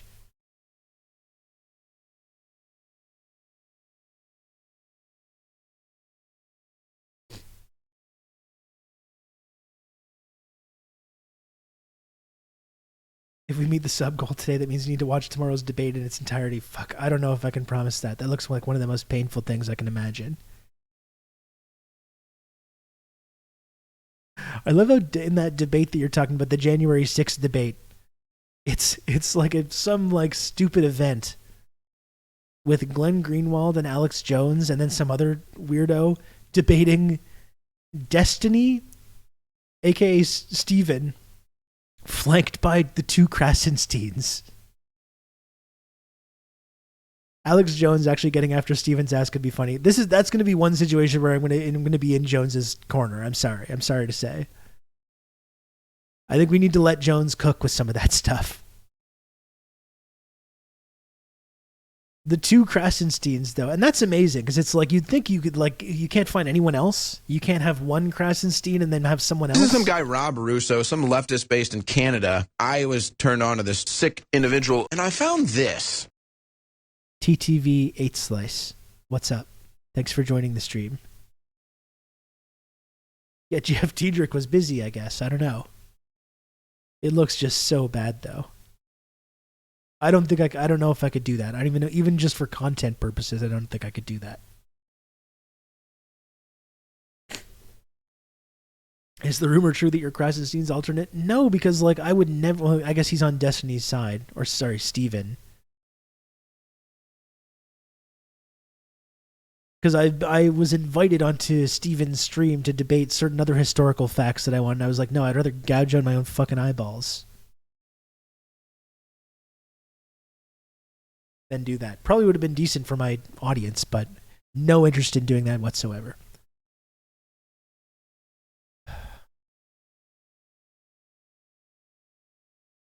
Okay, so I wonder if there's this could be a good way to transition into talking about this New York Times story about the mass rapes, and I'm sure Electronic Intifada has been doing some coverage of that. The way that this story was totally fell apart. Again, it was promoted, very coordinated. Very, very coordinated, the way this narrative about mass Hamas organized, coordinated rape gangs. Immediately after first of all, immediately after October 7th, but then revived immediately after the ceasefire ends. And we hear this story, all kinds of people getting involved, Hillary Clinton getting involved.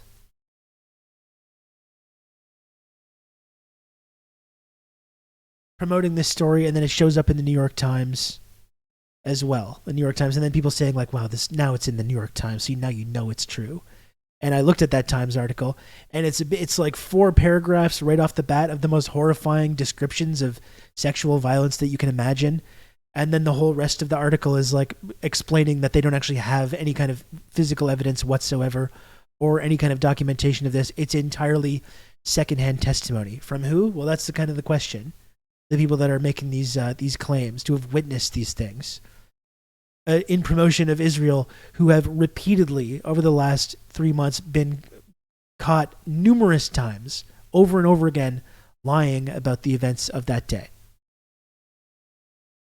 And then if you're skeptical about these claims, you get framed as being some kind of rape apologist, which is absolutely disgusting.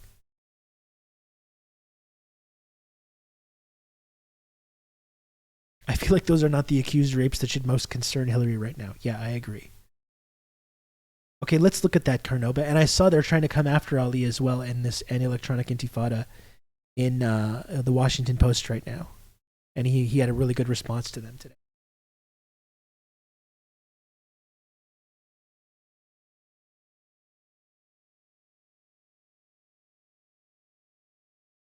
Did you see maybe before we even look at that, did you see the interview with the Israeli hostage?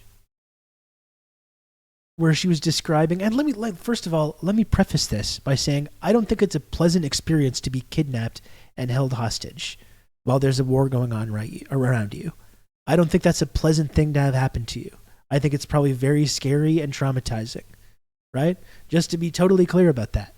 I don't think it's a fun thing to be kidnapped.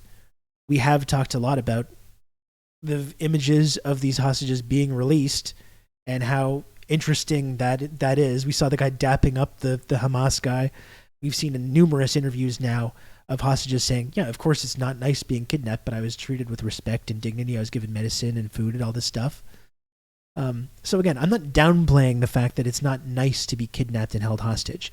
There is a conversation to be had about how these hostages are treated, especially in comparison to the way Israel treats its prisoners, thousands of whom they have for years and have not charged with any crime. I think that's a conversation we should have. And then this hostage, so she said, like, that was the preface, though. But then she says, like, this kid came in to offer me candy and then took the candy away. And then she says, pure evil. Pure evil. That's what she says, because apparently a little kid, when she was being held in hostage, came into the room and said, oh, you have a little something on your shirt there. What? And then got her on the nose. Pure evil. There's no innocent civilians in Gaza. This is the kind of horrors that I was inflicted. You know? It was the first time in her life she couldn't steal candy from a Palestinian baby, and she just never recovered. Yeah, that's right. I once had some kids do something similar with my doorbell, and I felt the same way. Exactly. You're the world's most persecuted person, and yet little kids do find it hard to share candy. That's true. That's a kind of a common thing. פגשתי את הילדים שלו, כאילו, אתם היו נכנסים מדי פעם לחדר, להסתכל עליי, כאילו... Oh, and also she also participated in this really, I think, gross insinuation, because she was not, again, I'm just saying this for anyone watching this and saying, well, Rob's being insensitive, Rob's supporting Hamas or whatever, which is not what I'm doing, obviously. I don't think it's nice to be kidnapped. But also something that this woman is saying here, who was not sexually assaulted, but also apparently decided to contribute to this narrative about Hamas sexually assaulting people by saying, like, oh, my captor wanted to sexually assault me, but he just didn't for these reasons. Which is, I think that's really weird in and of itself. איזה חיה שמלטפים אותה. הייתה איזה פעם אחת שילד שלו נכנס לחדר עם שקית ממתקים, מביא לאבא כזה, פותח את השקית וזה, בא לידי, פותח את השקית, סוגר אותה והולך. כאילו, תראה, תרוע, טהור.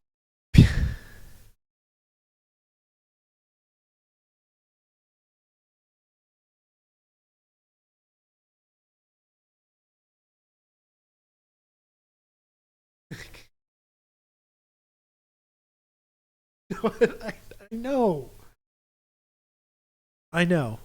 Honestly. It is beyond parody. It does sound like an Onion video. You know, pure evil, she said. Like, what? And this is coming at a time when Israel has murdered, over the last 3 months, over 10,000 Palestinian children.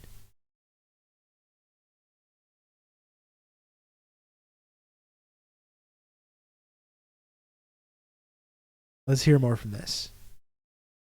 Calling the FBI when my daughter calls me booger. Yeah.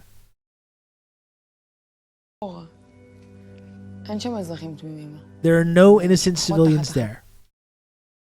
There are no innocent. So she's justifying the mass murder of these children because this kid, when she was held hostage and not harmed during that time, objectively,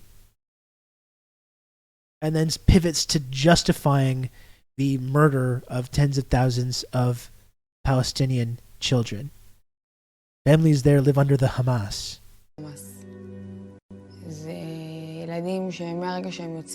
This is again projection, yeah. לאוויר העולם, מחנכים אותם שישראל זה פלסטין. פשוט לשנוא את היהודים.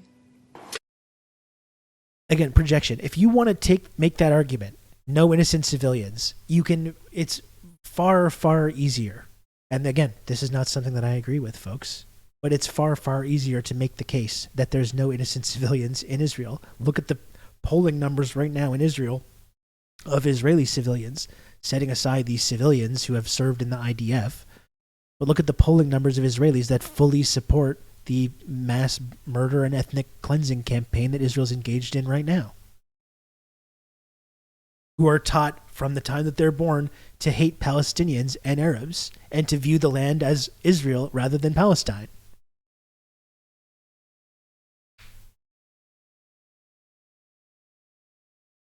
Anyway, that is one of the most insane things. Like, these people are not serious. This is unbelievable. I just need to see this again just to make sure I didn't hallucinate this. כזה פותח את השקית וזה, בא לידי, פותח את השקית, סוגר אותה והולך. כאילו, אתה יודע, רוע טהור. That is insane. That is fucking insane. And yeah, I totally agree, Lodane. There are, and I agree, there are innocent civilians in Israel. Polling is not the only indication of any of this stuff. But what I am saying, and I do agree with this, that you can much more easily, given the disparity of violence that both sides commits, and the disparity of civilians and children that are killed, I think you could much more easily make that case about Israel than rather about people in Gaza, which is the point that I was making. Here's the link to the video.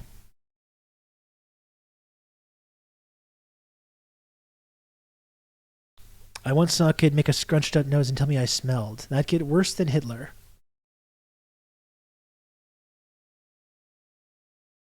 My kid once told me I looked like a human marshmallow, you know? I'm now justified in blowing up our house. Like, that's how insane this is.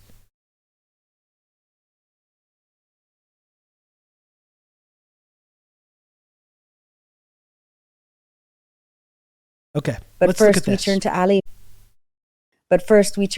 For. Let's look at this electronic intifada reporting about this. I didn't want to do this genocide, but then the whole candy incident, that's right. The candy incident really convinced me. So yeah, I wanted to get into the whole New York Times story about this, but I think Ali Abunimah is going to do probably a better job than me of really going over and picking this apart and talking about the ways that it's totally fallen apart. Is this from 1 hour ago? Okay. A detailed look at a sensationalist New York Times article, which has given new life to Israel's propaganda campaign, asserting without any credible evidence that Hamas systematically used rape as a weapon of war during its military assault on Israeli army bases and settlements across the boundary from Gaza. Ali, let's turn to you. And just a warning to our viewers and listeners that we'll be discussing sexual violence, including graphic descriptions of the alleged acts. Ali, you're going to give us an update now on the story that we've covered before, Israel's claims that Hamas fighters systematically carried out rapes as a weapon of war on October 7th. Give us a sense of what's going on now. Yes, thanks, Nora.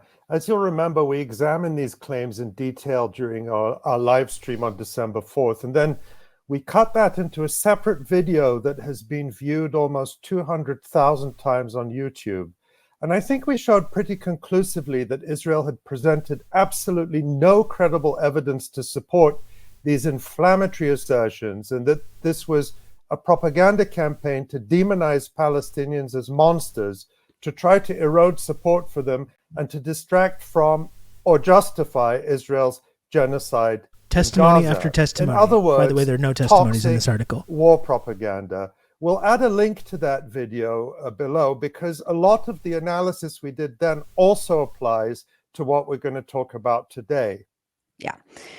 So what's new in this story, Ali? Has Israel come up with some solid evidence, that wasn't available before? What is this new evidence, supposedly?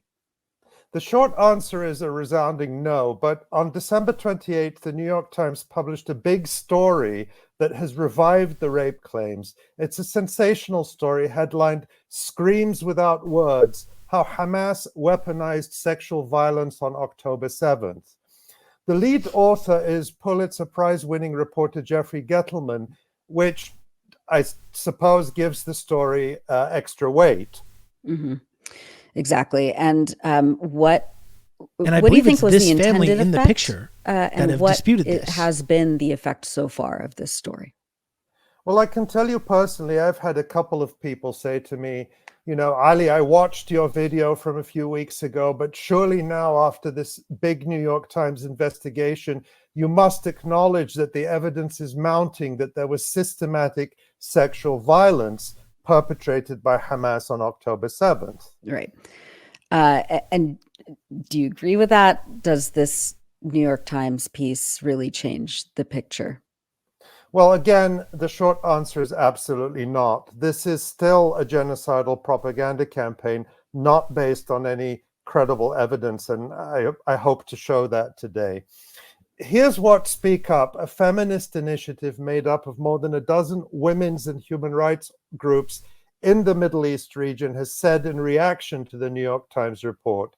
They say, this report, allegedly detailing the events and claiming to verify incidents of rape, spans over 3,500 words. However, it fails to present any concrete evidence or include accounts from the alleged victims.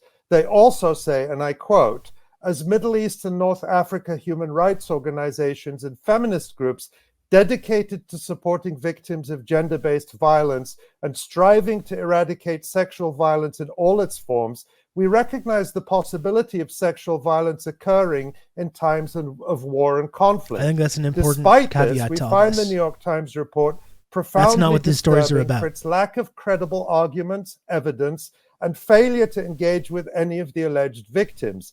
We vehemently oppose the exploitation of women's bodies and experiences in perpetuating misleading propaganda. I think that's a pretty fair assessment. Yeah. So, okay, take us through some of what's in the New York Times article and why you and many others, including Speak Up, have concluded that it doesn't contain, any new or credible evidence. Okay, so let's begin at the beginning. And again, I just want to warn people that I'm going to be reading very graphic descriptions of alleged acts of sexual violence contained in the New York Times and other sources. So please do be aware of that. The New York Times opens its story with these very emotive sentences, which I'll read. It's horrifying. At first, she was known simply as the woman in the black dress. In a grainy video, you can see her lying on her back, dress torn, legs spread, vagina exposed. Her face is burned beyond recognition and her right hand covers her eyes. The video was shot in the early hours of October 8 by a woman searching for a missing friend at the site of the rave in southern Israel, where the day before Hamas terrorists massacred hundreds of young Israelis. The video went viral with thousands of people responding, desperate to know if the woman in the black dress was their missing friend, sister, or daughter. One family knew exactly who she was. Gal Abdush, mother of two from a working-class town in central Israel, who disappeared from the rave that night with her husband.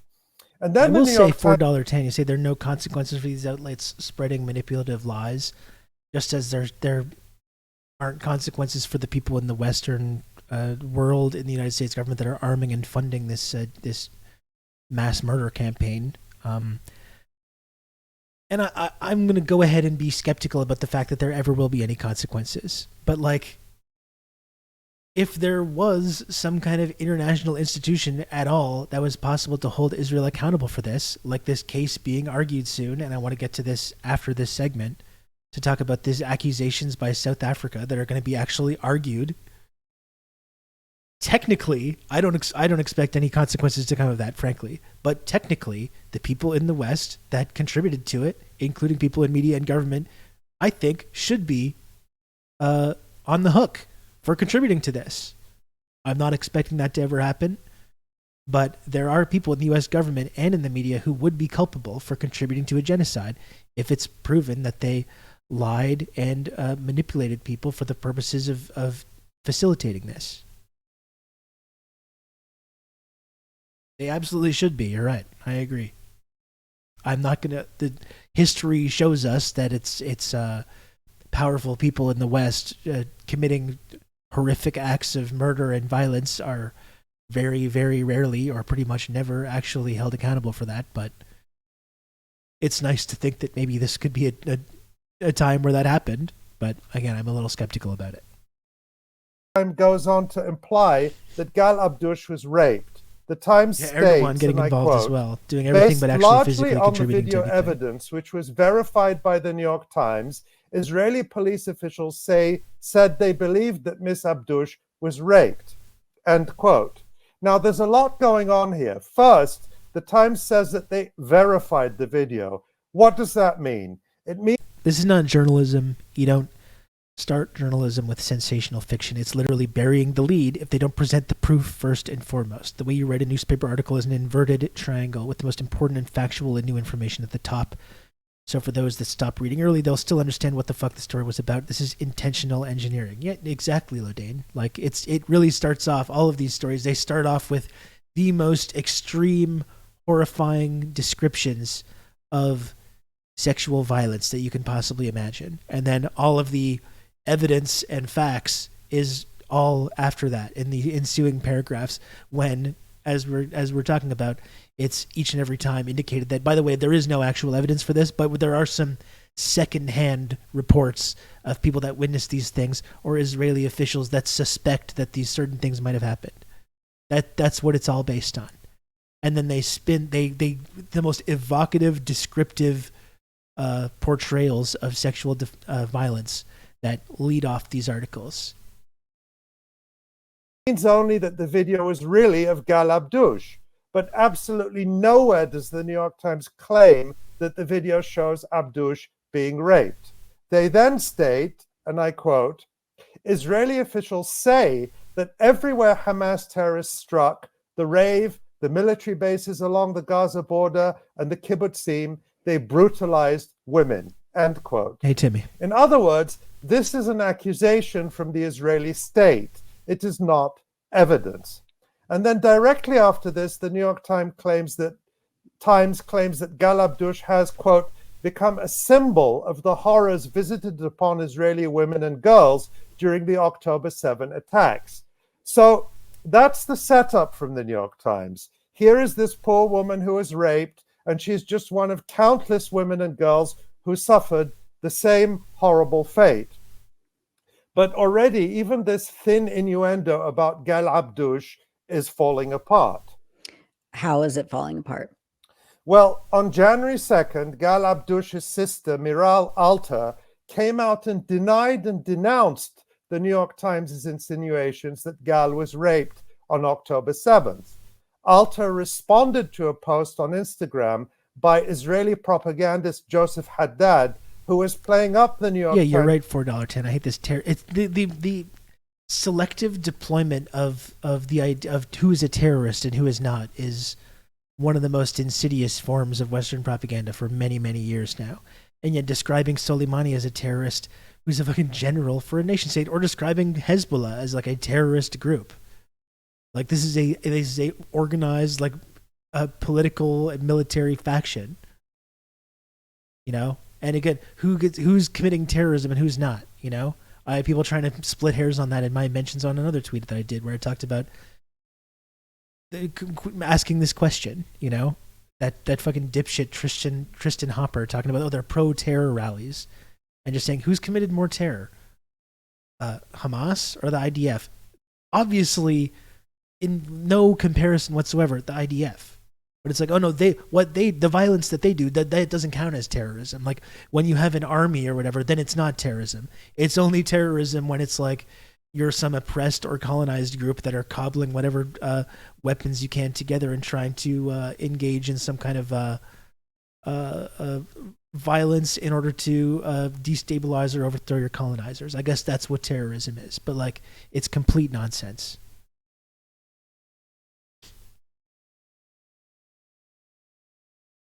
Aren't there non-state Hindu nationalist militias in India? Oh, but they're a U.S. ally, exactly.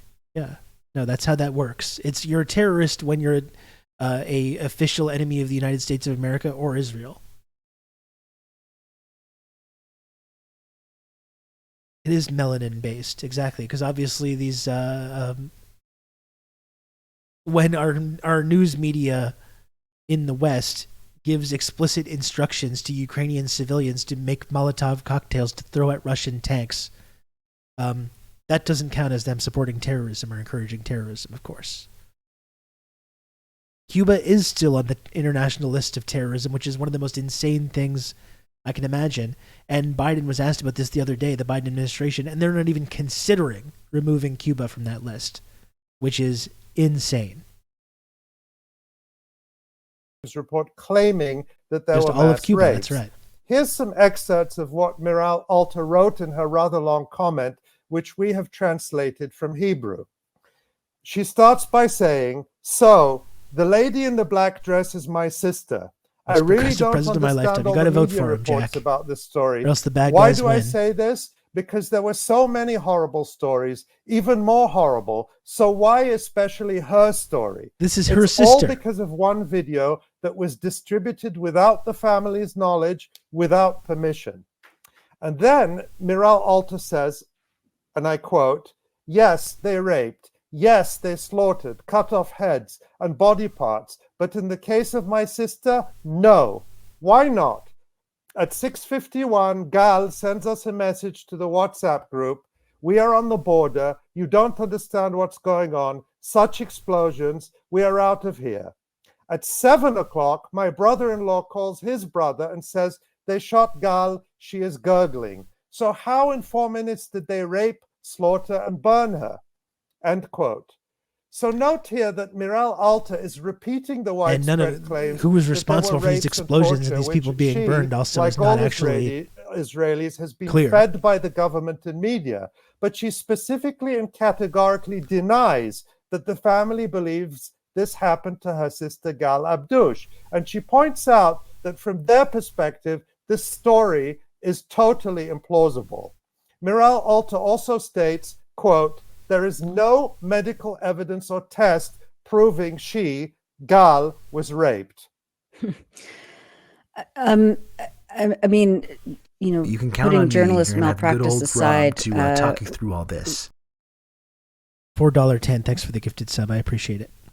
That's a total of 5 gifted subs in the channel from $4.10, making you $4.10 a member. This is how it works of the elite tier of the friendship triangle system. Congratulations to you. Why didn't she say this to New York Times reporters? Why do you think that the reporters have... when they're writing this, do these things not occur to them that the stories are completely implausible? I don't think it does, because I think they're counting on the fact that most people will read the headline or the first few paragraphs of the story and come away with the correct frame of mind that they want people to have. You know? That's what I think. I think they know full well that it doesn't really matter with the stories later that get debunked, or that if these things fall apart. Most people, just as there's still many, many people that still, I'm sure, believe that babies were beheaded and put in ovens, there's still people that believe that there's groups of Arabs marching around university campuses in the United States just calling for the genocide of Jews and being totally allowed to do that with no consequence. You know, no matter how many times these things get pushed back, most people come away with the thoughts and the ideas that they're meant to absorb from this. And yeah, I did see that Red Scary. I saw that this morning, and I really appreciated his response. Because the Washington Post now, because they're obviously, this narrative is being threatened by the work that Electronic Intifada is doing, the Washington Post is now doing a hit piece on them. And his response to them was really, really good. If we're all honest, I think most people hear or read headlines and believe that they understand the contents of the story. Yeah, absolutely. The thing is that the people here tend to also look at who wrote the story. They happen to know a little more about the motivation of these news organizations. Yeah, absolutely. Went with this as their kind of focus of the story. And why do you think Miral Alter is saying this now? Well, that's the amazing thing. According to Miral Alter, the family never even knew that the New York Times was writing about the alleged rape campaign or was going to allege that Gal Abdush was raped. She indicates that the family was manipulated by the New York Times. And she says, quote, "Note, The New York Times came to us saying they wanted to write an article memorializing Gal and Naji, and that's it. That's why we consented. We would never agree. Naji was Gal Abdush's husband, who was also killed that day. And finally, Miral Alta addresses Joseph Haddad, the pro-Israel social media influencer who made the Instagram post promoting the New York Times story, and it's to his post she was responding. Alta says, Joseph, you do great work. If only there were more like you. Please, there is no proof there was rape. It's only based on the video, and if there is any other proof, of course, we would want to know. Ali, can we be sure that this comment is authentic and that it is really from Gal Abdush's sister? I'm very confident we can, yes. Miral Alta, the author of the comment in question, has locked her Instagram account. However, there is an unlocked Facebook account with the same name, Miral Alta, but in Hebrew, and that account has the same avatar as the Instagram account, which is a map of the country and the Israeli flag. And scrolling through Alta's Facebook feed reveals she is, in fact, Gal Abdush's sister. For example, on October 7th, she pleads for help to find Gal and Gal's husband, Naji. On October 16th, she posted Gal's death notice and calls Gal my sister. And then on October 23rd, she posted a video of the funeral of Gal and Naji. Incidentally, Miral Alta's Facebook page reveals that her politics are very far right in Israeli terms. This is not someone who sympathizes with Palestinians in any way. I just want to also acknowledge here. Yeah, it seems like she's not. She doesn't sympathize with Palestinians in any way, but it's like she also doesn't want her dead sister's memory to be like tied to like this grotesque sexual violence that there's no proof that it took place.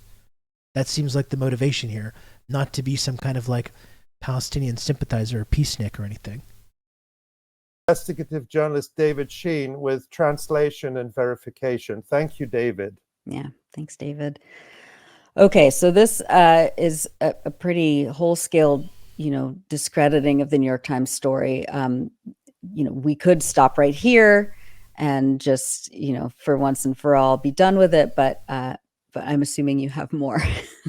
Well, there's a lot more. But rather than go through the New York Times story line by line, I want to cover a couple of key themes which help us understand this sophisticated piece of war propaganda and how it's constructed. Yeah. And I think will also be tools for people to start to deconstruct other pieces of war propaganda. So the questions I ask in analyzing this, what are the accusations? Who are the supposed witnesses?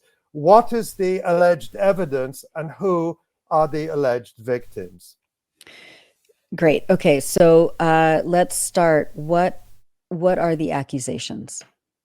The thing I want people to remember is that from the start, Israel has not been alleging that there might have been 1 or 2 incidents of sexual assault on October 7th, but that this was a systematic practice on a vast scale. Here's what the New York Times claims.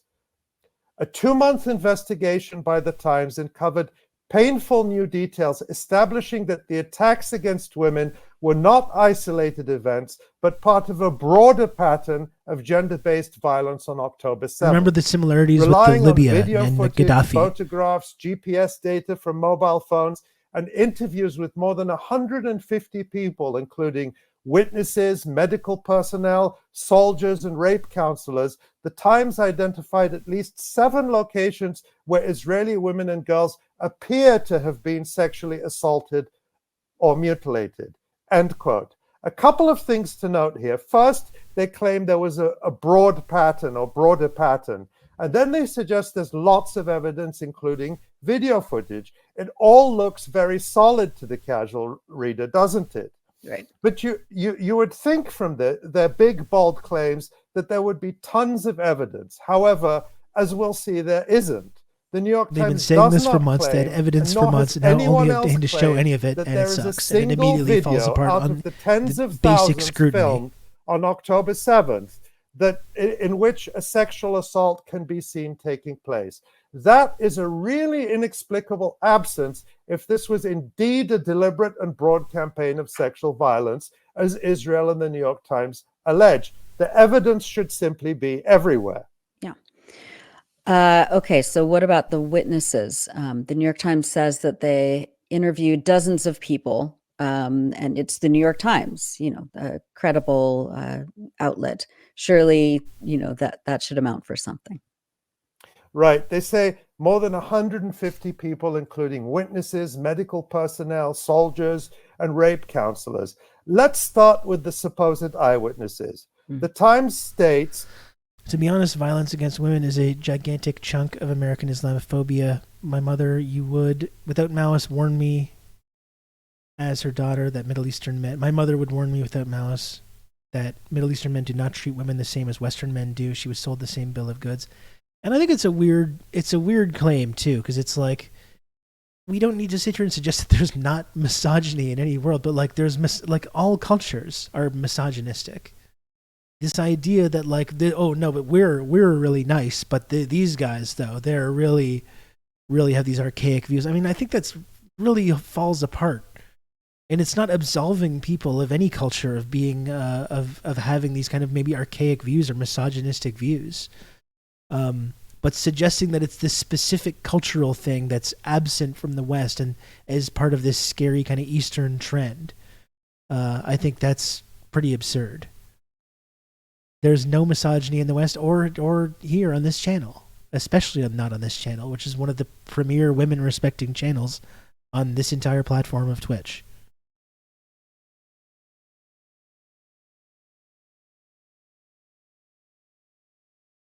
It's the old racist trope against black people and Arabs that these vile, animalistic, sexual deviants. Yeah, absolutely. And that's why when I talked about this weeks ago, I said it's like the oldest trick in the colonialism playbook. It's true. And I mean, look at the West versus the women's rights in the USSR in like the 40s and 50s. Who had a better, more egalitarian view of women's rights in the West or the East, including in like these countries that had big Arab populations? There was no contest that women's rights were respected much, much more outside of the West in that period.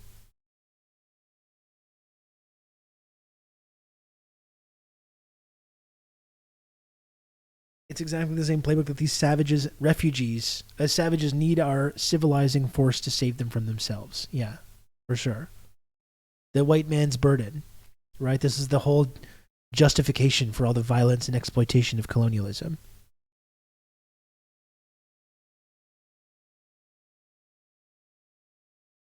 I don't need to hear what the country that refused to pass the Equal Rights Amendment has to say about women's rights. I even never heard anyone talk about women's rights in Russia, except they couldn't have pantyhose, lipstick, chocolate, and that as an American you could just go over there and buy them with such trifles. Yeah. Meanwhile, Russians were putting women into space while women were only allowed to like do math or be secretaries in NASA for like decades.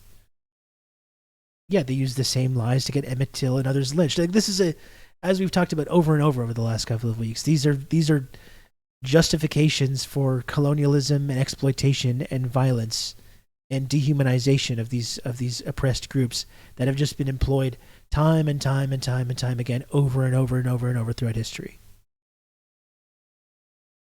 And I quote, Sapir, a 24-year-old accountant, has become one of the Israeli police's key witnesses. She does not want to be fully identified, saying she would be hounded for the rest of her life if her last name were revealed. End quote. Sapir spoke to the New York Times, and she claims to have seen heavily armed gunmen rape and kill at least 5 women. They had free daycare in the USSR. And yeah, let's not talk about the difference between women's rights in any of these countries after the fall of the Soviet Union, right? When all these when all that kind of childcare and healthcare that was provided immediately was taken away, and like women started being trafficked in huge numbers to go off and marry fucking American perverts like Donald Trump.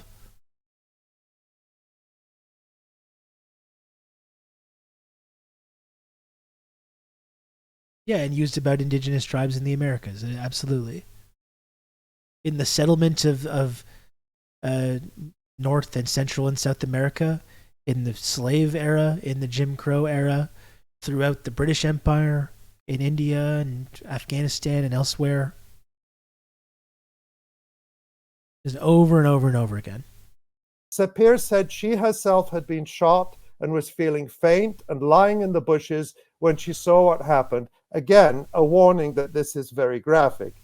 Here's how the Times describes Sapir's claim, and I'm quoting.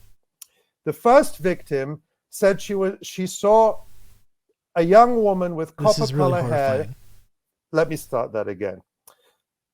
The first victim she said she saw was a young woman with copper-colored hair, blood running down her back, pants pushed down to her knees. One man pulled her by the hair and made her bend over.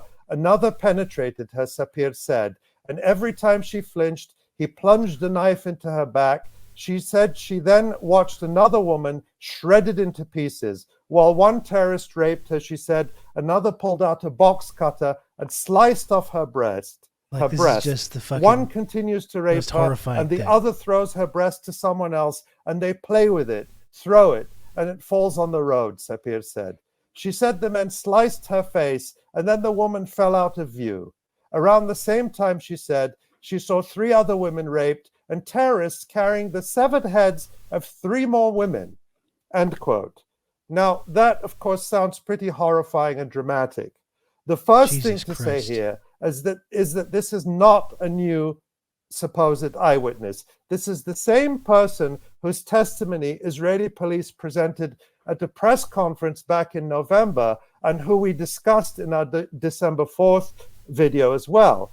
As we pointed out then, most of the other Western media that previously reported her account, and that includes CNN and the Washington Post, failed to mention her claim that Hamas men were dancing around with severed heads.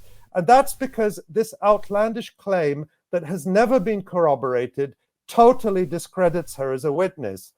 As reported by Hebrew language media in mid-November, this same witness had previously claimed, quote, I saw one of them carrying a naked girl on his shoulder while the others were raising decapitated heads. Soul Sticker, I moved past this. You can, if you really are here to ask that question in good faith, go ahead and watch the VOD. I talked all about it for about an hour. So go watch that and get back to us. Like in a kind of demonstration of power, end quote. Now, the New York Times, as I read, does make a passing mention of Sapir claiming that she, quote, saw terrorists carrying the severed heads of 3 more women. But the Times does not follow up on this extraordinary claim in any way, nor do they quote any Israeli official source claiming that multiple severed heads or headless bodies were located at this specific site. Speak Up, the coalition of women's and human rights groups that I mentioned earlier, notes that the horrific acts that Sapir describes would, quote, typically leave substantial physical evidence, yet the narrative does not mention any supporting forensic or physical proof to validate these events, not even the bodies. Speak Up also notes that Israeli police chose not to collect any forensic evidence from this and other locations, which would have been very feasible given the bloody scenarios described, in order to fact-check and confirm the testimony of the alleged eyewitnesses. And they also observe in relation to Sapir's claims that her testimony comes from an individual who describes being shot and feeling faint, which could impair their ability to perceive and recall events accurately. They say physical trauma or distress can significantly affect memory and perception. Yet this individual provides a detailed, fiction-like account that appears to have undergone no fact-checking and is suspiciously identical to wartime atrocity propaganda. Yeah. Just the most horrifying thing you could possibly according imagine. to the New York Times, Sapir wasn't the only witness to this key incident. Is that right? That's right. The New York Times names another alleged eyewitness to this same incident called Ura Carroll, and it describes him as a 22-year-old security consultant. He was hiding in the same location. I would like the New York Times to publish my claim that I saw Sarah good with the devil. And again, Red Scary, I believe the you. only other alleged I do. If you're watching this and you're asking questions about this, I do believe women. And when Red Scary says you saw Sarah Good hanging out with the devil, I agree. I believe you.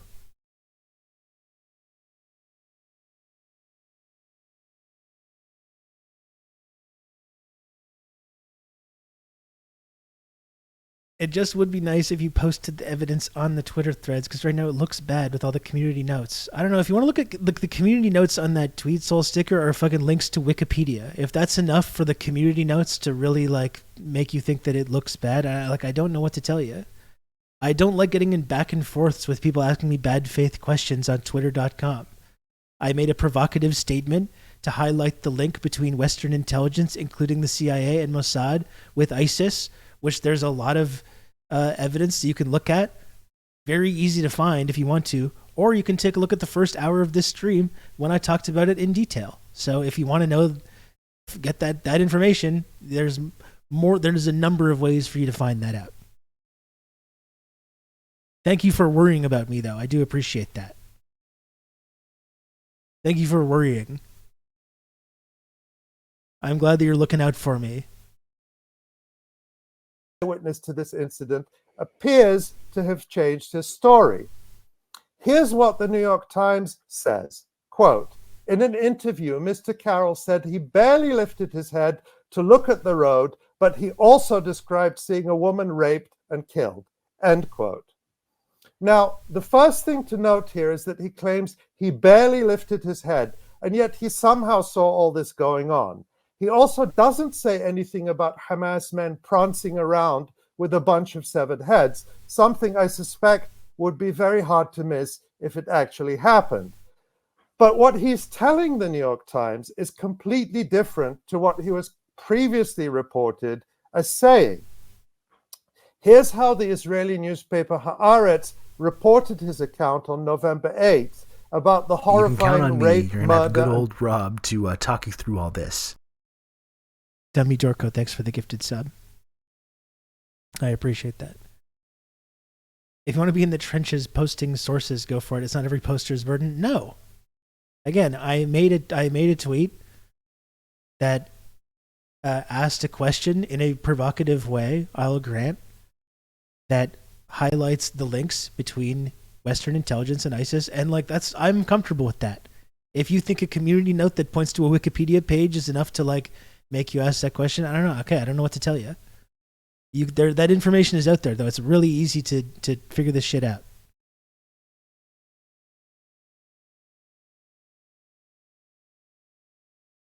I'm not going to debate destiny. Soul Sticker, what the fuck are you talking about? I would honestly rather stab my kneecap with a pen than debate fucking destiny or anyone else.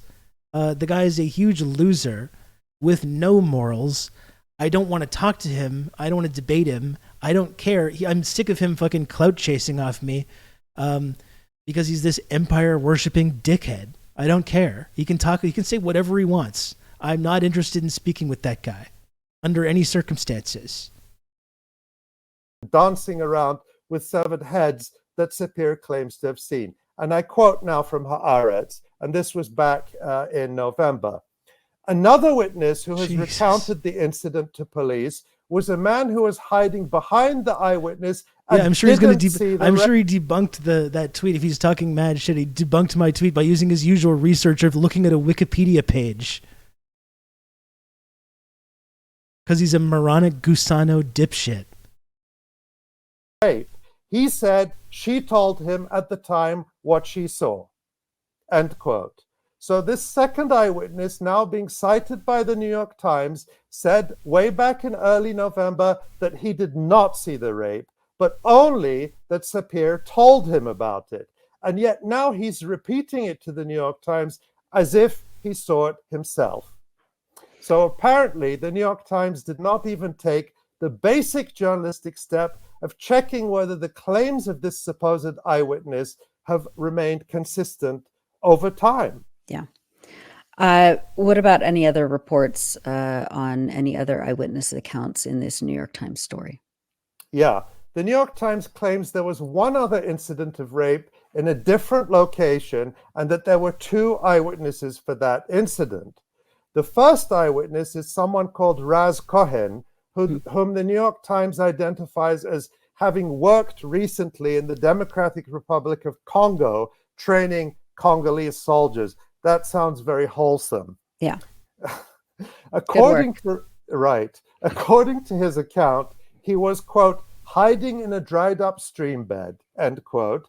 About 40 meters away, he claims he saw a white van pull up. And now I'll read again from the New York Times. He said he then saw 5 men wearing civilian clothes, all carrying knives and one carrying a hammer, dragging a woman across the ground. She was young, naked, and screaming. They all gather around her, Mr. Cohen said. She's standing up. They start raping her. I saw the men standing in a half circle around her. One penetrates her. She screams. I still remember her voice, screams without words, end quote. And that's where the dramatic title to this whole article comes from. Again, the New York Times does not speak of any corroborating physical evidence and forensic evidence, such as blood on the ground or a body. It's just Raz Cohen's account, and that account also appears to have changed over time, as the journalist Max Blumenthal has documented. Right after October 7th, Cohen didn't report seeing any rapes, but over time he started claiming he did. And those claims are inconsistent with each other. Let's take one glaring example. In the Times, Cohen claims to have seen just one woman being murdered and raped. But listen, I don't like Max Blumenthal, but he's a source of good report. I don't like or trust him. He's a source of decent commentary and analysis and reporting when it comes to Israel and Palestine. And I don't know, I think it sucks as well, but I also don't think we should just dismiss everything that he has to say. When it comes to this, what he has to say about a lot of other subjects, I do think we should dismiss. With the PBS NewsHour on October 10th, Raz Cohen gave a very different account. Let's take a look at that. See a terrorist and told everyone to run away, and that's what we did. The terrorist shoot on us, and I saw a lot of people died in my eyes. I murder in my eyes. People get shot in the head, in the shoulder. A lot of dead bodies. We go to hide in a bush, a big bush in the creek.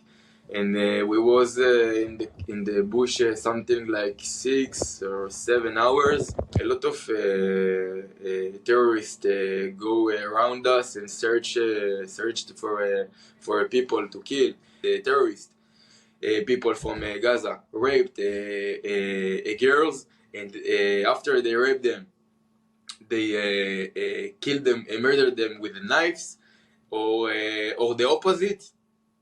Kill. And after this rape, they did that. They laugh. They always laugh. I can't forget how they laugh on the.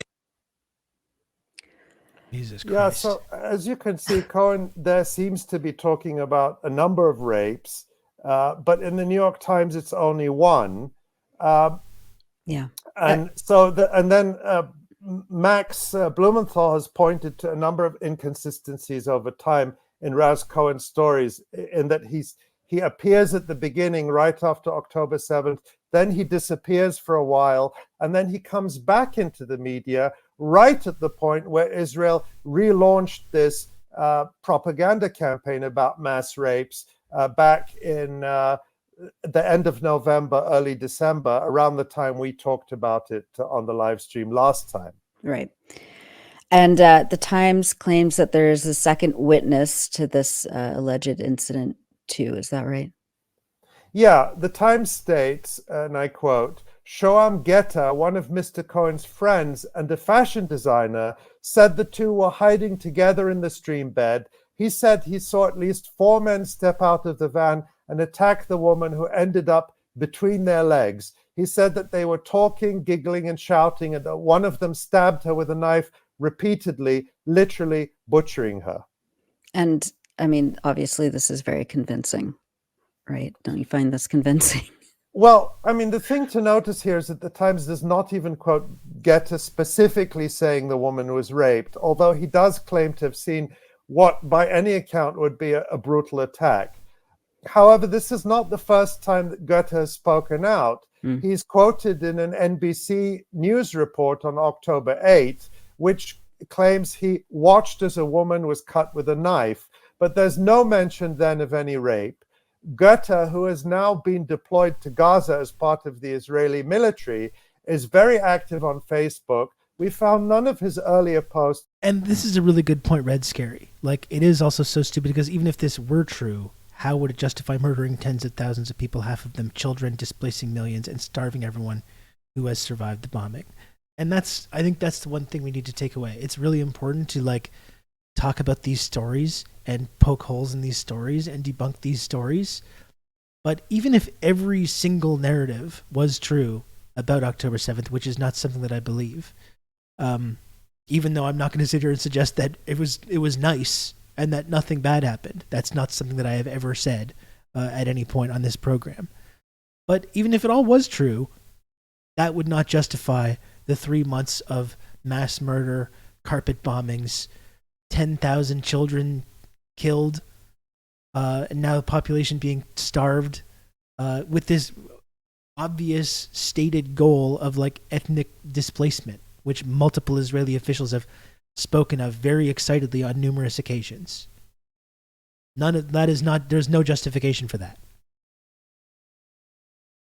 Like if someone wants to sit here and say nothing that Israel ever did in its history justified the violence of October 7th, I think you could very easily, and much more easily, in fact, make that case about everything after October 7th. There's nothing that happened on October 7th that would justify the just outrageous, horrifying, non-stop, brutal violence and mass murder that we have seen over the last 3 months.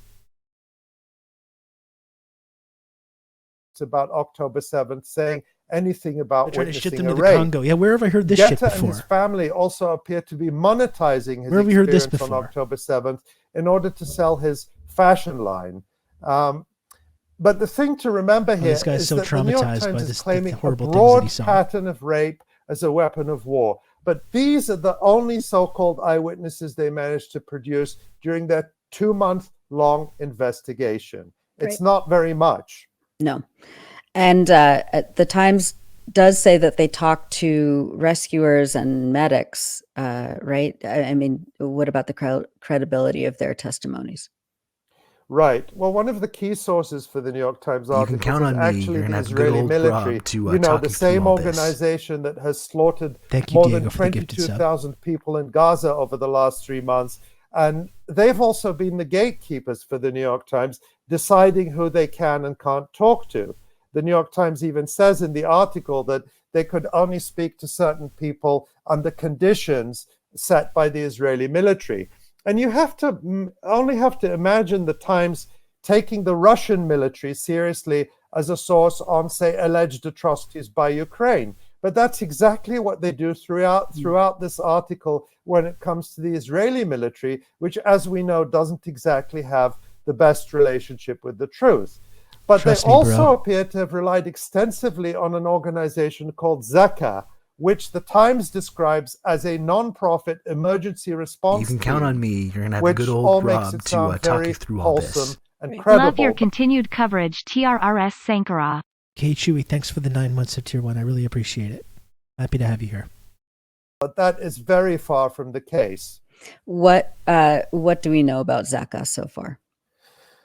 Our friends at MondoWise published some really crucial and well-documented reporting on Zaka on December 30th.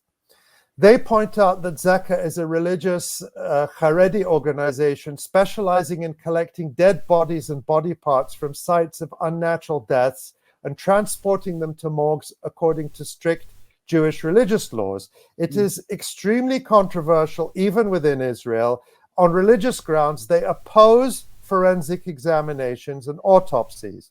It was founded in the late 1990s by Yehuda Meshi Zahav, who was previously the leader of Keshet, an ultra-Orthodox Jewish terrorist group that targeted forensic pathologists and used explosives against shops selling secular newspapers. Meshi Zahav led Zaka until 2021, when he attempted suicide after shocking revelations of dozens of rape and sexual assault cases against him. It has also been described by some as a militia.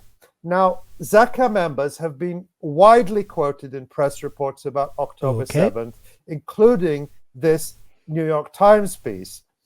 The Mondoweiss article points out that the testimonies provided by Zaka's members, all men, most of whom are volunteers, on sexual violence on October 7th, are based on their interpretation of what they claim to have seen on bodies they collected after the attack.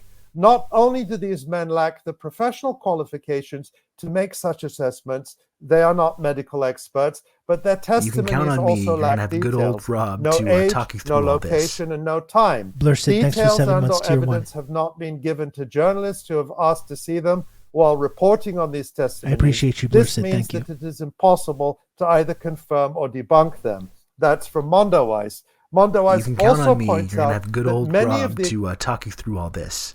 I condom Zaka. Why so dankness? Thanks for the 8 months of tier 1. I appreciate it. Thank you. accounts have been contradictory and inconsistent. Even worse, many of the accounts given by Zaka members since October 7th have proven to be outright fabrications. This includes many of the sensational claims that Hamas fighters tied civilians together and burned them, including children. And on a previous live stream, of course, we debunked that in the case of the claims at Kibbutz Be'eri. It also included the false story of the belly of a pregnant woman being sliced open and the fetus being torn out, a really horrible claim. An investigation by Haaretz, the Israeli newspaper, on December 4th tied many of these fabrications directly back to Zaka. For example, here is Yossi Landau, a leader of Zaka, claiming that he saw that body of the pregnant woman who had the fetus cut out of her. Let's look at that. It did.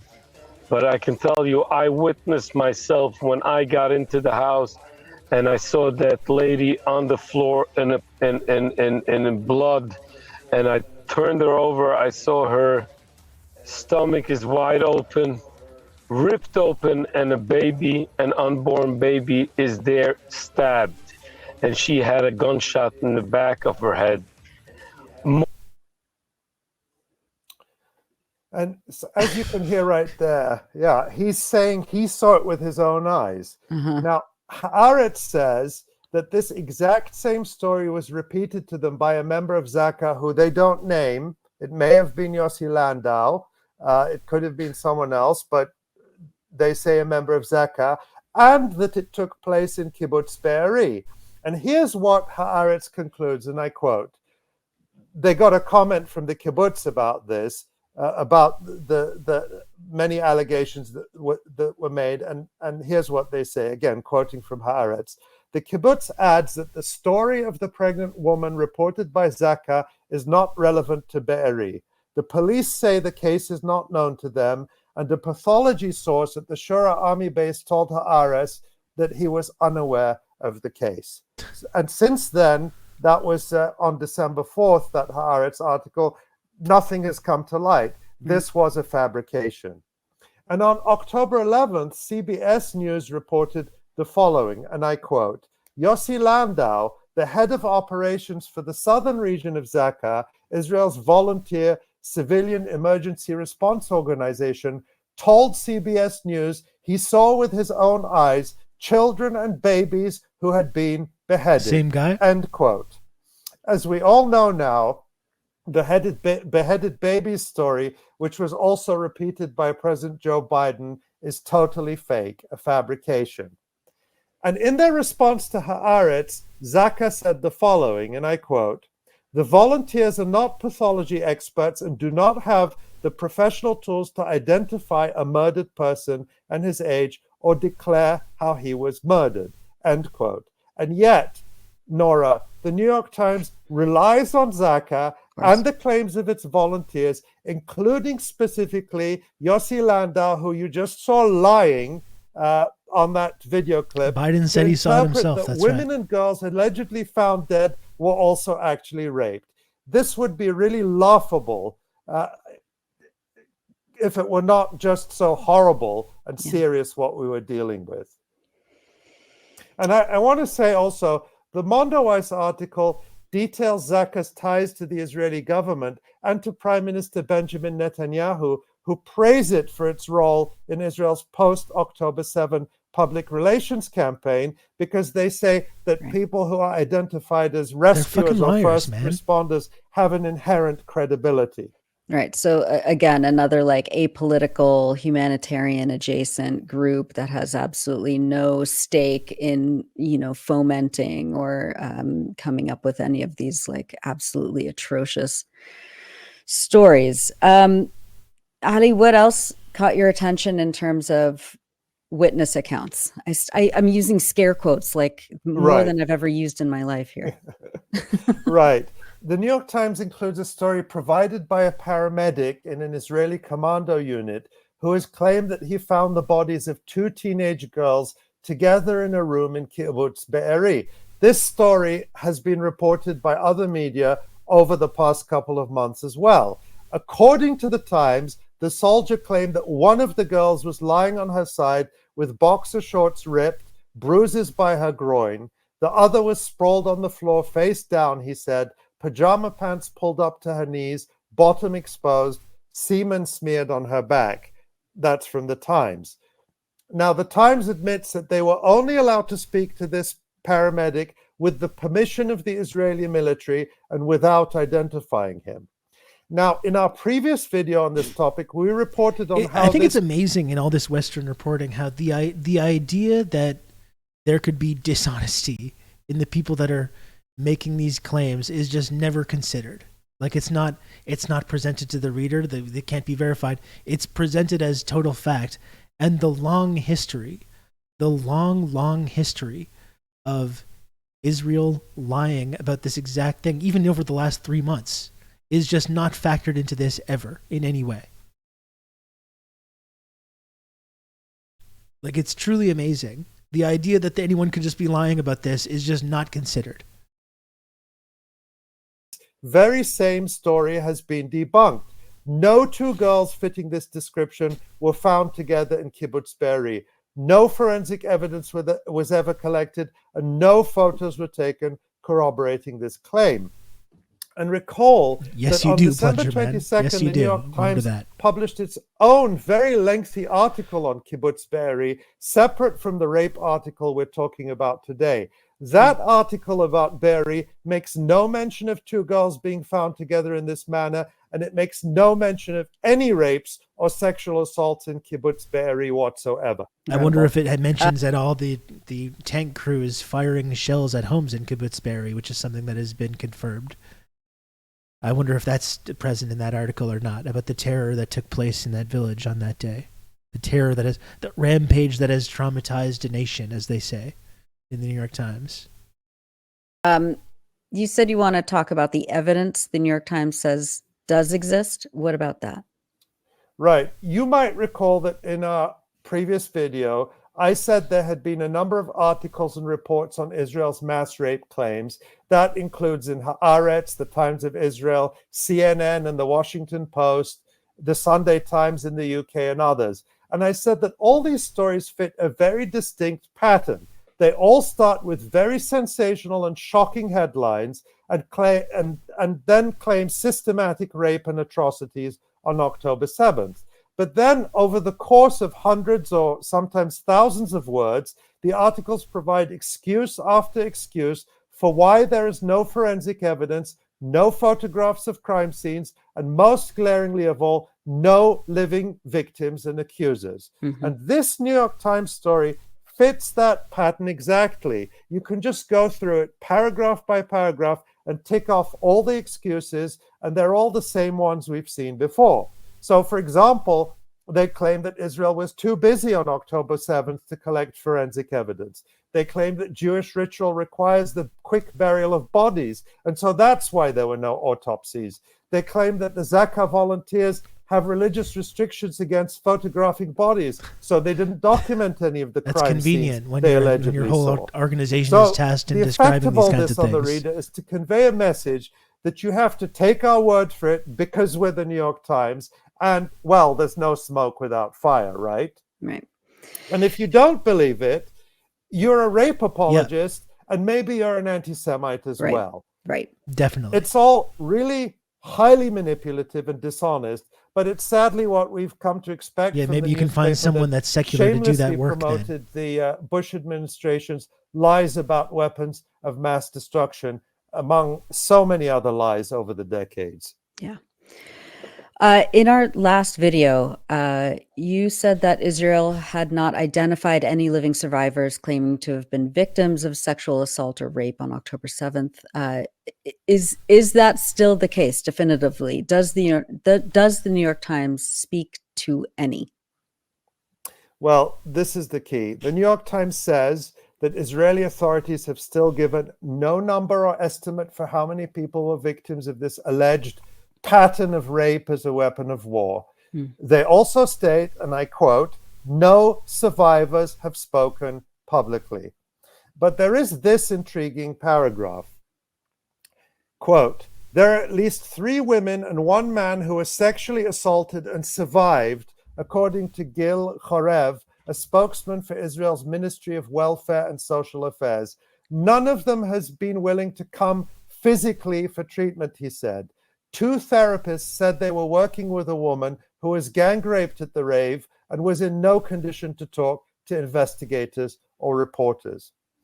So, the end quote. So the only source for the existence of living victims is the government that is committing genocide in Gaza against the people it accuses of the mass rapes. And it says none of them have been willing to come forward physically, which raises doubts as to whether they even exist. I mean, nobody is saying, even that government person, that anyone has laid eyes on them. Yeah. And while it claims that there was a woman who was gang raped at the rave, the New York Times does not say when this happened or even say that it was done by Hamas or any other Palestinians.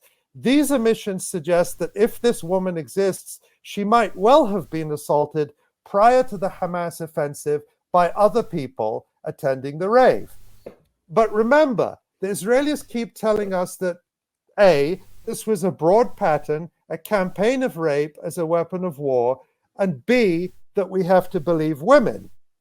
Well, so far, there is still no women to believe because, as the New York Times admits, no one has come forward.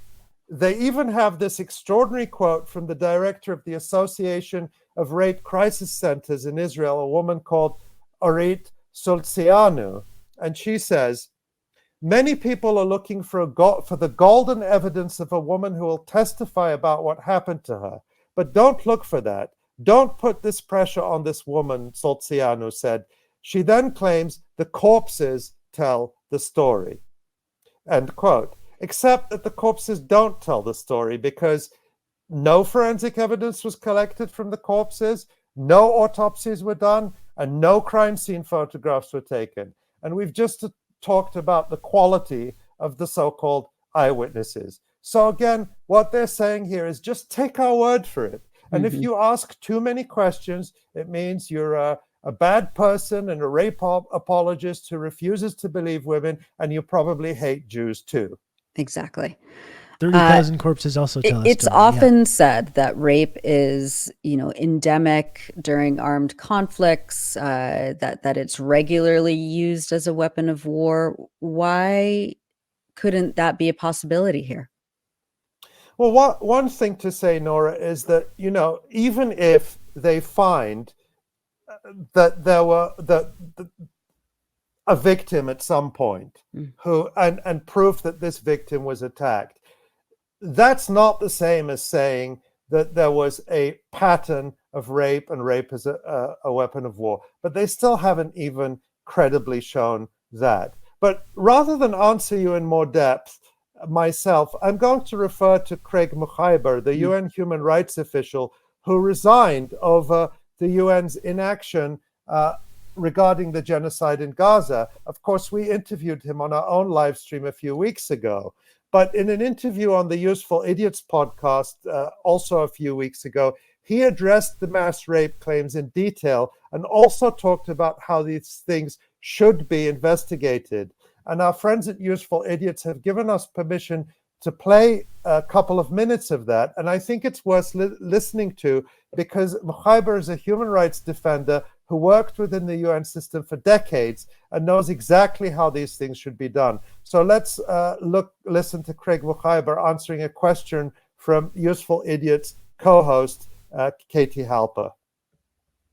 Israel has accused Hamas of using rape as a weapon on a systemic level, and this is a charge that the media has been picking up, especially CNN and Jake Tapper. In fact, here's Jake Tapper suggesting that the UN is ignoring the allegations and ignoring them because of anti-Semitism.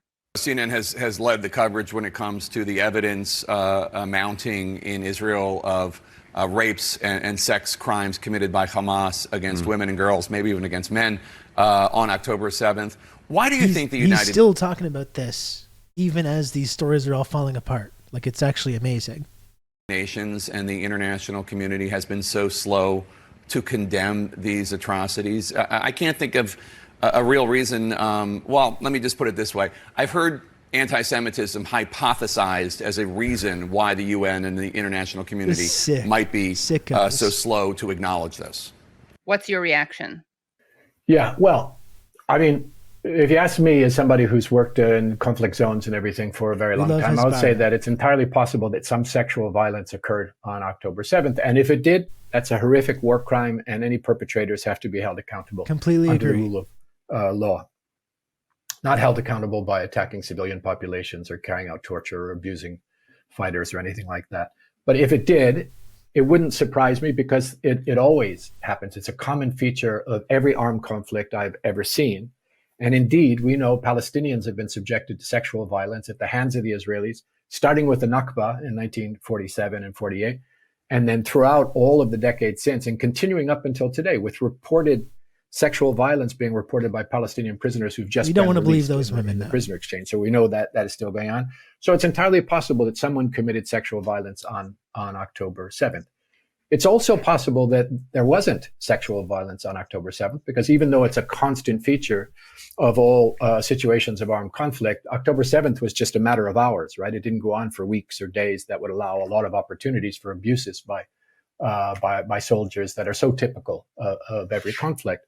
So that Lucid, it's crazy how like TRRS has been doing reporting over the last couple of months you will lose your job if you like make some of the claims that leading Israeli newspaper TRRS has done over the last few weeks. Like you'll get fired and deplatformed in the West if you if you just repeat some of the basic claims or the journalism that they've done over the last couple of weeks.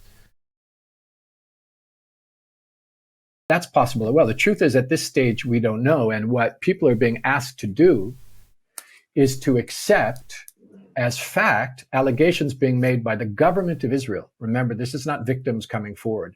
By the government of Israel, which has engaged in serial fabrication of atrocity claims. So what the international community has said, and I agree with, is we need an independent international investigation. This is a serious charge.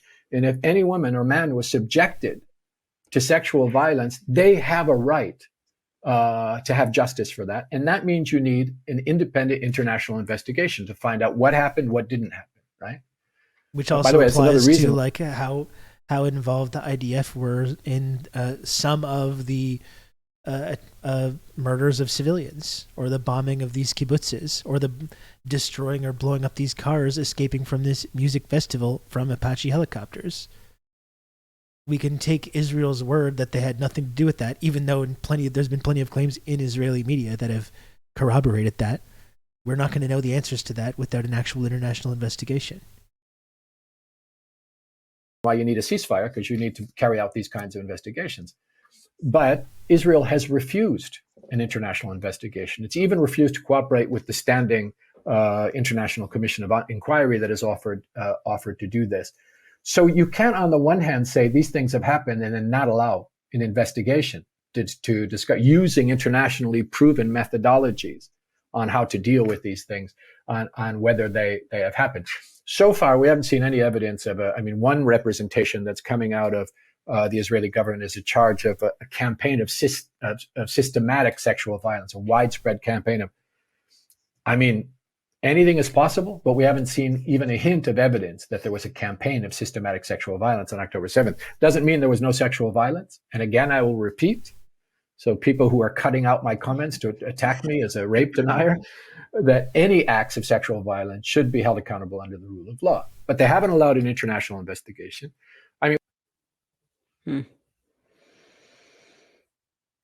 Oh, you're muted. Even seasoned journalists are not immune, you see. Sorry about that. It's okay. Wow. I just wanted to say, I think that's a very reasonable and measured view from Craig Mukhaiba. Believe that guy? Instead of inviting and assisting an international investigation, Israel is engaging in an international propaganda campaign with the complicity of major media, including and especially the New York Times. And I also want to point out that while, as Craig Mukhaiba says, sexual violence is one characteristic of many armed conflicts, so is propaganda. Many viewers will recall, for example, that back in 2011, the U.S. State Department under Secretary of State Hillary Clinton claimed that Libyan forces under the command of Colonel Gaddafi were being given Viagra and told to carry out rape on a mass scale. In fact, just the fact that Hillary Clinton is coming out of nowhere to promote this narrative after being directly implicated in those claims against Gaddafi and Libya should be indication that the claims are bullshit.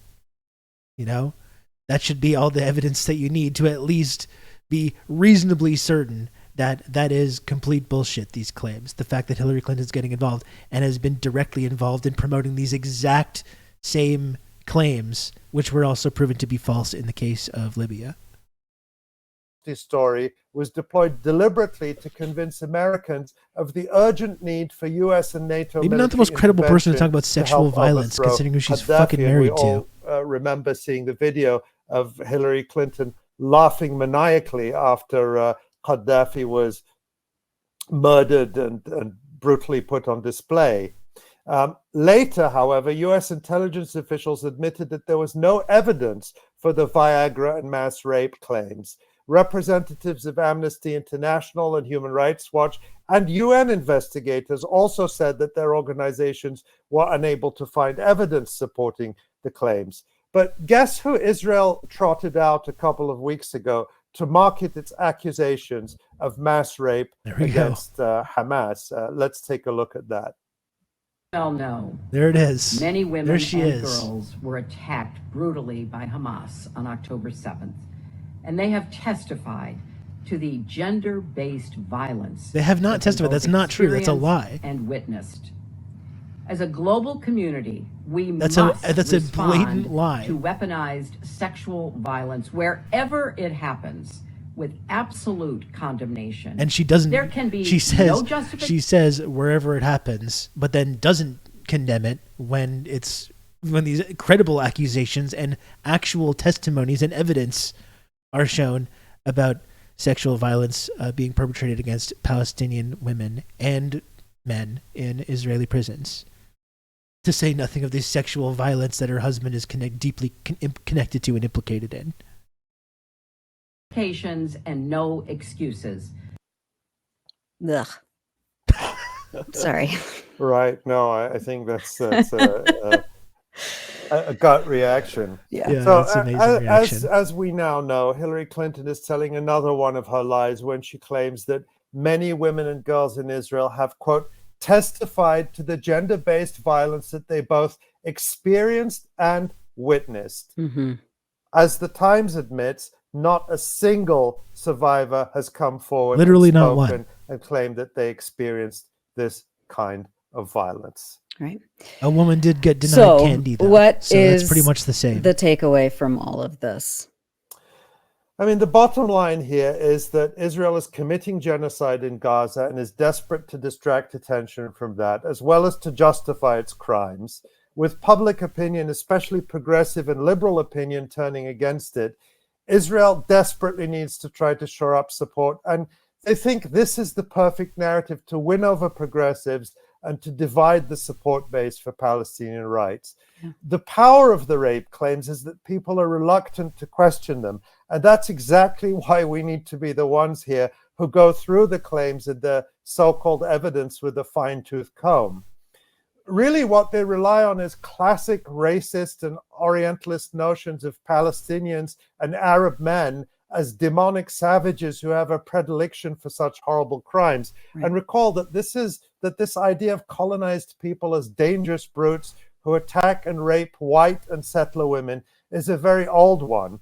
As the Jim Crow Museum observes, the long-standing brute character portrays black men as innately savage, animalistic, destructive, and criminal, deserving punishment and even death.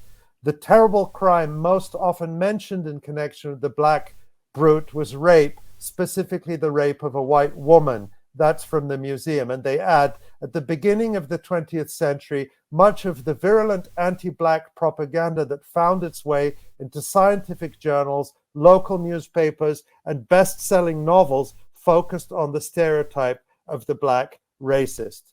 And I think, Nora, this is really just another version of that. Right. Oh, thanks for all of that, Ali. I mean, it just, there's also what's happening now that, there's a video of an interview with Mia Shem, who is one of the captives taken by Palestinian resistance and then released when there was that very, short period of a truce. Who said that basically she said, God, she was saying something like there was the guard that was watching over her basically raped her with his eyes. Yeah. And that this was I wasn't her assaulted, Holocaust. but I could tell that he really wanted to. She also describes the the evilness of the children that she met who wouldn't share their candy with her, just but basically crying, saying that she was almost basically raped, but without being raped. Yeah, let's just be clear about that. Yeah, at no point does she claim that anyone laid a finger on her in that sense, right? And that's the case too. I didn't want to. You could have 1,000 women who come out of Gaza or come out of any situation and say nobody touched me. That doesn't take away from the one who might say, that she was and who could provide a credible account or if there was evidence, but. Nobody is coming out and saying that. I mean, we saw other women who were held in Gaza and then went home saying there was the one woman, Agam and her mother, I don't remember their full names, who said, and people saw this clip, that she would arm wrestle with one of the Hamas men. This is the absolute best testimony they could get. Between their hands so that they wouldn't touch physically, and there are other testimonies like that. So again, all of this is based on exploiting people's belief that is inculcated into them, drummed into them by decades of propaganda, that Arab men, Muslim men, third world men, black men, because this rape propaganda also was very common in apartheid South Africa, that these men are inherently wild and dangerous and after our women. And this is exactly what this story is relying on. Yeah. And I don't think that something so evidence-free and so sensational could pass against almost any other group in this day and age, except perhaps Palestinians. Right. That, at least in the respectable Western press, which is what we've seen. Right. And the New York Times, just keeps peddling Israeli propaganda to manufacture consent for this ongoing genocide. It is atrocious and really the highest level of journalistic malpractice. Thanks for watching. As more really great analysis by Electronic Intifada, it's no surprise that the Washington Post is starting to come after them with these kind of hit pieces. That's the video. Please make sure you're following them and supporting their work. I gotta watch some. We watch this all the time, but you know what? It's worth looking at again in the context of this story. It's our guy, John Stockwell. There are other functions, however, some of them more legitimate than others. One is to run secret wars. Another thing is to disseminate propaganda to influence people's minds. And this is a major function of the CIA. And unfortunately, of course, it overlaps into the gathering of information. You have contact with a journalist, you will give him true stories, you'll get information from him, you'll also give him false stories. You also work on their human vulnerabilities to recruit them in a classic sense, to make them your agent so that you can control what they do, so you don't have to set them up sort of, you know, by putting one over on them. So you can say, here, plant this one next Tuesday. Can you do this with responsible reporters? Yes, the Church Committee brought it out in 1975, and then Woodward and Bernstein put an article in Rolling Stone a couple of years later. 400 journalists cooperating with the CIA, including some of the biggest names in the business, to consciously introduce the stories into the press. Well, give me a concrete example of how you use the press this way. Well, for example, in my war, the Angola War that I helped to manage, 1/3 of my staff was propaganda. I had propagandists all over the world, principally in London, Kinshasa, and Zambia. We would take stories which we would write and put them in the Zambia Times, and then pull them out and send them to a journalist on our payroll in Europe. But his cover story, you see, would be that he had gotten them from his stringer in Lusaka, who had gotten them from the Zambia Times. But after that point, the journalists, Reuters and AFP, the management was not witting of it. Now, our contact man in Europe was, and we pumped just dozens of stories about Cuban atrocities, Cuban rapists. We didn't know of one single atrocity committed by the Cubans. It was pure, raw, false propaganda to create an illusion of communists, you know, eating babies for breakfast. Eating babies for breakfast.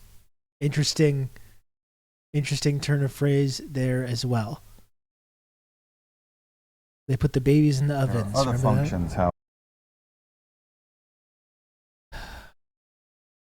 Just one more thing I want to do. I think there's more to talk about when it comes to this South Africa case.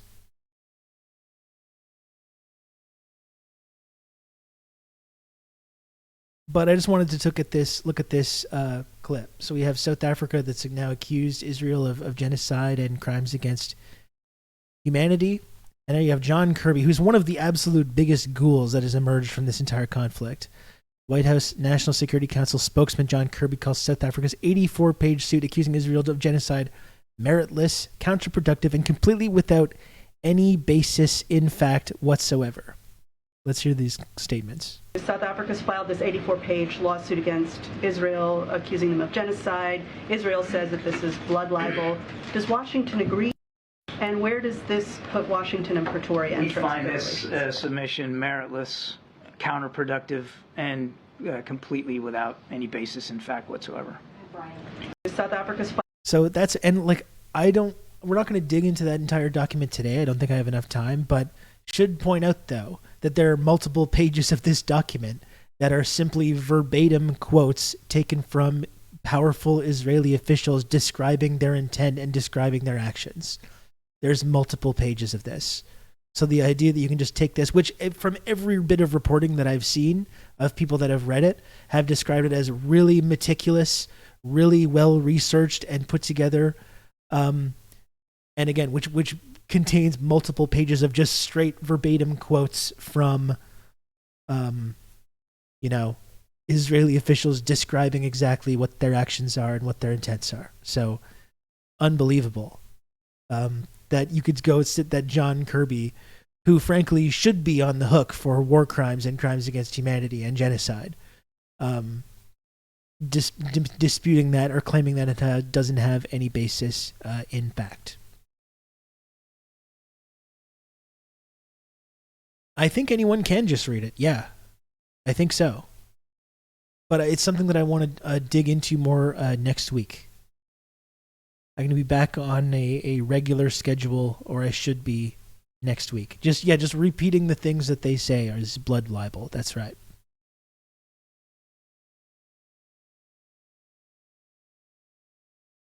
Anyway, this has been a productive stream, I think. I feel good about talking about my tweet where I correctly talked about the established link between Mossad and the CIA and ISIS and other extremist groups. I think I fully vindicated myself. I'm sure everyone watching agrees with that. Everyone watching, I think, knows full well that I was correct, and that some bullshit community notes on Twitter don't really change that. You can link to Wikipedia or whatever other like demonic NGO or think tank is gonna dispute that. But I think we all know the real truth behind that.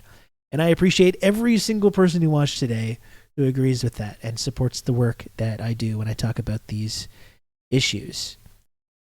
I do have to get going soon, folks. It's getting a little late here. This was really great. We are a mere 13 subs away from the goal. We're 13 subs away from the goal. If you can, I haven't really paused at all today to talk about this. So before we go, I'll just remind folks that the only way I'm able to keep doing these streams each and every day, the only way that TRRS is able to stay on the air and provide this kind of analysis and commentary and coverage, is if people subscribe to the channel or give subs or to support the work that I do on here. You can count on me. You're going to have good old Rob to talk you through all this. Regime Pilled, thank you for the gifted sub. So if you've been watching, if you enjoy this program, if you're maybe a lurker or someone that's tuning in for the first time and you would like to support the work that I do on here, you've just become an elite member of the Friendship Triangle.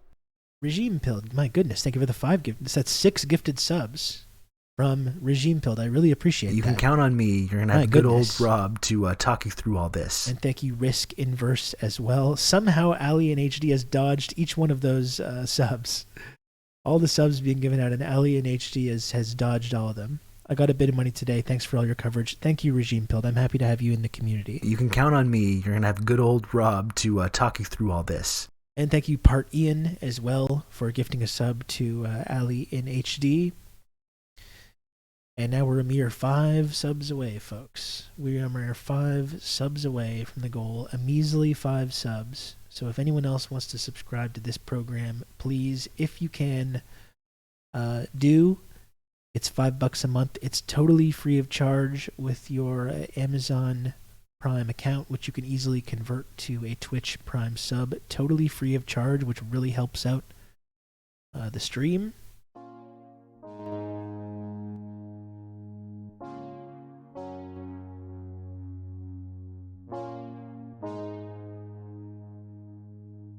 And we're a You've mere just become an elite okay. member of the Friendship Triangle. Okay, Computer, which is a really good username, actually. Okay, Computer, thank you for the 5 gifted subs. You're going to have good old Rob to talk you through all this. Very, very, very kind of you.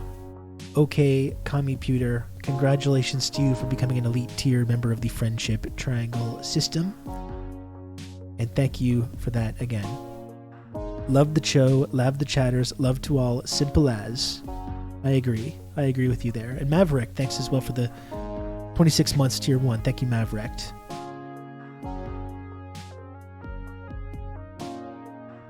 Yeah, really, thank you everyone for supporting this this stream and this channel. I really, really do appreciate it. We do have a hype train. I guess now I'm obligated by my contractual link to twitch.tv to stick around for the next 4 minutes of this hype train. If anyone else does want to subscribe, we did hit the goal. Obviously, that's wonderful. If anyone else does want to subscribe, you do have the ability now to get access to different emotes, hype train emotes, and some people really like that. So there is still an opportunity to subscribe if you want to get access to those really cool features and continue to support the channel. My next username will be a goon-shaped pool. There's so much gooning talk lately. It's really something else.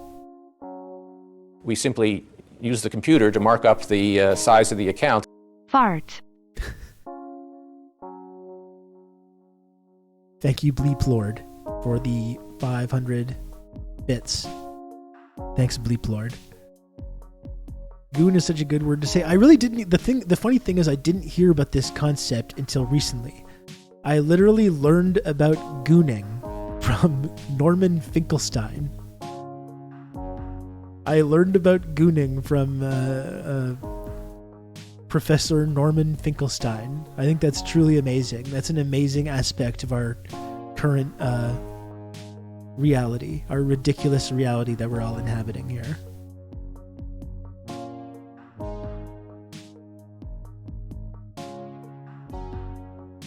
I looked into it. That shit can't be good for the brain. Yeah, no, it can't be. I don't think so. These gooners take this shit seriously as well. They go. It's not just like it's not like one thing you do for like a fun little like a couple minutes in your day. It's like a lifestyle. People are spending entire weekends and stuff doing this. I think that's not good. I don't know if that's good at all. In my next Scarynomics, we'll be covering the economics of gooning. My goodness. This is Brandon's America. This is how people are forced to live. Unbelievable.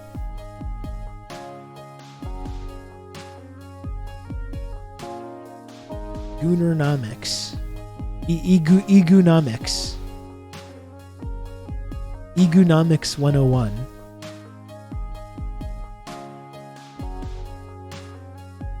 The lifestyle, like it's swinging, but it's like swinging, but for one.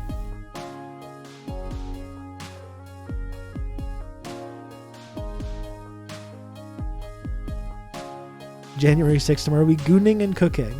And of course, we're all going to be tuning into the riveting debate between a fucking grown-ass man who calls himself Destiny. Talking about January 6th. I'm not watching it. No, there's no way. I would actually rather die.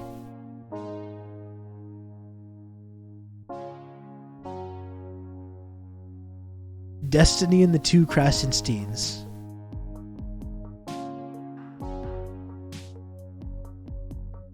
I was thinking, I hope they get introduced like the Elite in AEW with the Krasensteins both doing the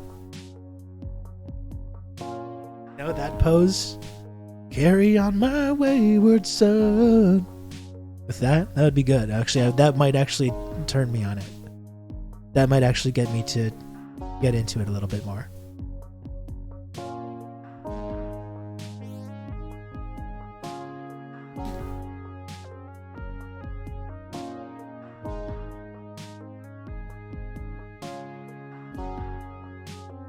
Okay.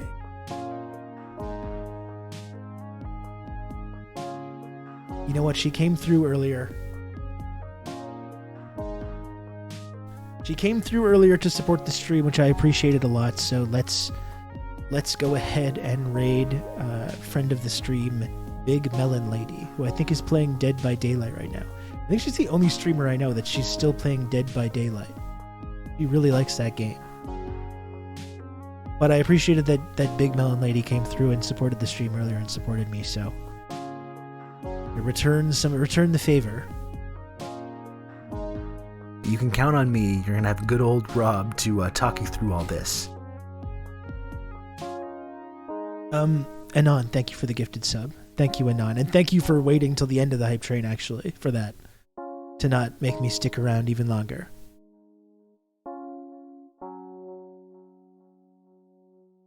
That was a classy move. I hope everyone has a nice weekend. I will be back on Monday. We'll be back on a regular schedule on Monday. Looking forward to seeing you all again. You just leave your chair live and see how many subs you pick up. It would be an interesting experiment. I thought about the other day too, just lying on my sofa and scrolling TikTok and just putting the camera on there and seeing if that worked as well. Maybe I'll try it someday. Take care, folks. Peace.